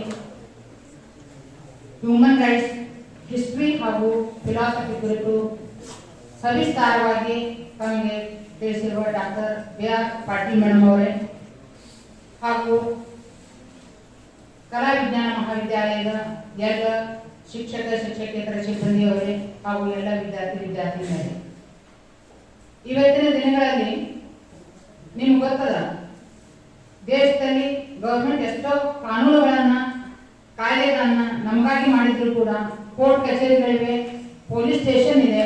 ಅಷ್ಟಾದ್ರೂ ಕೂಡ ನಾವು ಪ್ರತಿದಿನ ಕೇಳ್ತೀವಿ ಇವೆಲ್ಲ ಕಾನೂನುಗಳು ಉಲ್ಲಂಘನೆ ಆಗ್ತಾ ಇದೆ. ಪೊಲೀಸ್ ಸ್ಟೇಷನ್ ಇದ್ರೂ ಕೂಡ, ಕೋರ್ಟ್ ಕಚೇರಿ ಇದ್ರೂ ಕೂಡ ಎಲ್ಲರೂ ಜೀವ ಭಯದಲ್ಲಿ ಕೊಲೆ ಸುಲಿಗೆ ಇವೆಲ್ಲ ಪ್ರತಿದಿನ ನಾವು ನೋಡ್ತಾ ಇರ್ತೀವಿ. ಸೊ ಇಲ್ಲಿ ಈ ಒಂದು ಸಂದರ್ಭದಲ್ಲಿ ಪ್ರತಿಯೊಬ್ಬರು ತಿಳ್ಕೊಳ್ಬೇಕಾದ್ರೆ ನಮ್ಮ ಮಾನವ ಹಕ್ಕುಗಳೇನದಾವ, ಬೇರೆ ಬೇರೆ ಅದಾವ. ಶೈಕ್ಷಣಿಕ ಹಕ್ಕಿದೆ, ಆಸ್ತಿ ಹಕ್ಕದ, ಇವೆಲ್ಲದರ ಜೊತೆಗೆ ಚೈಲ್ಡ್ ರೈಟ್ಸ್ ಅದಾವ, ವುಮನ್ ರೈಟ್ಸ್ ಅದಾವ. ಇವುಗಳ ತಿಳುವಳಿಕೆ ಅಥವಾ ಜಾಗೃತಿ ಅನ್ನೋದು ಬಹಳಷ್ಟು ಮಹತ್ವದ ಪಾತ್ರವನ್ನು ವಹಿಸ್ತದ. ಮೇಡಮ್ ಅವರು ಹೇಳಿದ್ರು ಯಾವ ರೀತಿ ಮಾನವ ಹಕ್ಕುಗಳು ಬೇರೆ ಬೇರೆ ದೇಶದಲ್ಲಿ ಎಲ್ಲ ಸಂವಿಧಾನದಲ್ಲಿ ತಮ್ಮ ದೇಶಕ್ಕೆ ಯಾವ ರೀತಿ ಬೇಕೋ ಆ ರೀತಿ ಹಕ್ಕುಗಳನ್ನ ಕಾನೂನುಗಳನ್ನ ಮಾಡ್ಕೊಂಡಿರ್ತಾವ. ಆದ್ರೆ ಇದರ ತಿಳುವಳಿಕೆ ಅಥವಾ ಜಾಗೃತಿ ಪ್ರತಿಯೊಬ್ಬರಲ್ಲಿ ಮೂಡಬೇಕಾದದ್ದು ಈ ಹಿಂದಿನ ದಿನದಲ್ಲಿ ಅವಶ್ಯಕತೆ ಇದೆ. ಅವ್ರು ಹೇಳಿದ್ರು ನ್ಯಾಚುರಲ್ ಲಾ ಅನ್ನೋದು ನಿಸರ್ಗದತ್ತವಾಗಿ ಬಂದಂತ ಈ ನ್ಯಾಚುರಲ್ ಲಾ ಏನಿದ ಅದು ಪ್ರತಿಯೊಬ್ಬರು ಅದನ್ನ ಅನುಭವಿಸಬೇಕು, ನ್ಯಾಚುರಲ್ ಲಾ. ಇನ್ನು ರೂಲ್ ಆಫ್ ಲಾಕ್ಕಿಂತ ಅದು ಸುಪ್ರೀಂ ಅಂತ ಹೇಳಿದ್ರು. ಯಾವುದು ಮಾಡಬೇಕು ಯಾವುದು ಮಾಡಬಾರ್ದು, ಈಗೆಲ್ಲ ತಿಳಿದವರೇ ಕೆಲವು ತಪ್ಪುಗಳನ್ನು ಮಾಡ್ತಿರ್ತಾರ. ಎಲ್ರಿಗೂ ಕಾನೂನು ಗೊತ್ತಿದ್ದವರನ್ನ ಕಾನೂನ ಉಲ್ಲಂಘನೆ ಮಾಡ್ತಿರ್ತಾರ. ಎಷ್ಟೋ ನಮ್ಮ ರೈಟ್ಸ್ ಅದಾವ, ಅದ್ರ ಬಗ್ಗೆ ಎಜುಕೇಟೆಡ್ ಇದ್ರೂ ಕೂಡ ತಿಳುವಳಿಕೆ ಇದ್ದೇ ಇದ್ದಂತ ಇಂಥ ಒಂದು ಸಂದರ್ಭದಲ್ಲಿ ಇವತ್ತಿನ ಈ ಕಾರ್ಯಕ್ರಮಕ್ಕೆ ಈ ಒಂದು ಅತ್ಯುತ್ತಮ ವಿಚಾರವನ್ನು ಇಟ್ಕೊಂಡು ಸಂಯೋಜಕರಾದಂತಹ ಬಿ.ಜಿ. ಪಾಟೀಲ್ ಅವರು ಈ ಒಂದು ಹ್ಯೂಮನ್ ರೈಟ್ಸ್ ಎಜುಕೇಶನ್ ಮತ್ತು ಅವೇರ್ನೆಸ್ ಪ್ರೋಗ್ರಾಮ್ ಅನ್ನು ನಿಮ್ಮೆಲ್ಲರ ಸಲುವಾಗಿ ಹಮ್ಮಿಕೊಂಡಿದ್ದಾರೆ. ಹಾಗೂ ಕಲಾ ವಿಜ್ಞಾನ ಮಹಾವಿದ್ಯಾಲಯದ ಪ್ರಾಚಾರ್ಯರಿರ್ಬೋದು, ಬಿ.ಜಿ. ಪಾಟೀಲ್ ಸರ್ ಇರ್ಬೋದು, ಇನ್ನುಳಿದ ಎಲ್ಲ ಪ್ರಾಧ್ಯಾಪಕ ವೃಂದದವರು ಇರ್ಬೋದು, ಬೇರೆ ಬೇರೆ ವಿಷಯಗಳನ್ನು ಇಟ್ಕೊಂಡು ಈ ಟೆಕ್ನಿಕಲ್ ಸೆಷನ್ಸ್ ಅನ್ನು ಹಮ್ಮಿಕೊಂಡಿದ್ದಾರೆ. ಇದರ ಪ್ರಯೋಜನವನ್ನು ಎಲ್ಲ ವಿದ್ಯಾರ್ಥಿನಿಯರು ಕೂಡ ಪಡೆದುಕೊಳ್ಳಬೇಕಂತ ಕೇಳ್ಕೊಳ್ತಾ ನನ್ನ ಮಾತನ್ನು ಮುಗಿಸ್ತೇನೆ. ಜೈ ಹಿಂದ್. ಕಾರ್ಯಕ್ರಮದ ಕೊನೆಯ ಘಟ್ಟ ವಂದನಾರ್ಪಣೆ. ನಮ್ಮ ಕಾಲೇಜಿನ ಕನ್ನಡ ವಿಭಾಗದ ಅಧ್ಯಾಪಕರಾದ ಶ್ರೀ ಡಿ.ಟಿ. ಸೋದರ್ ಸರ್ ಇವರಿಂದ.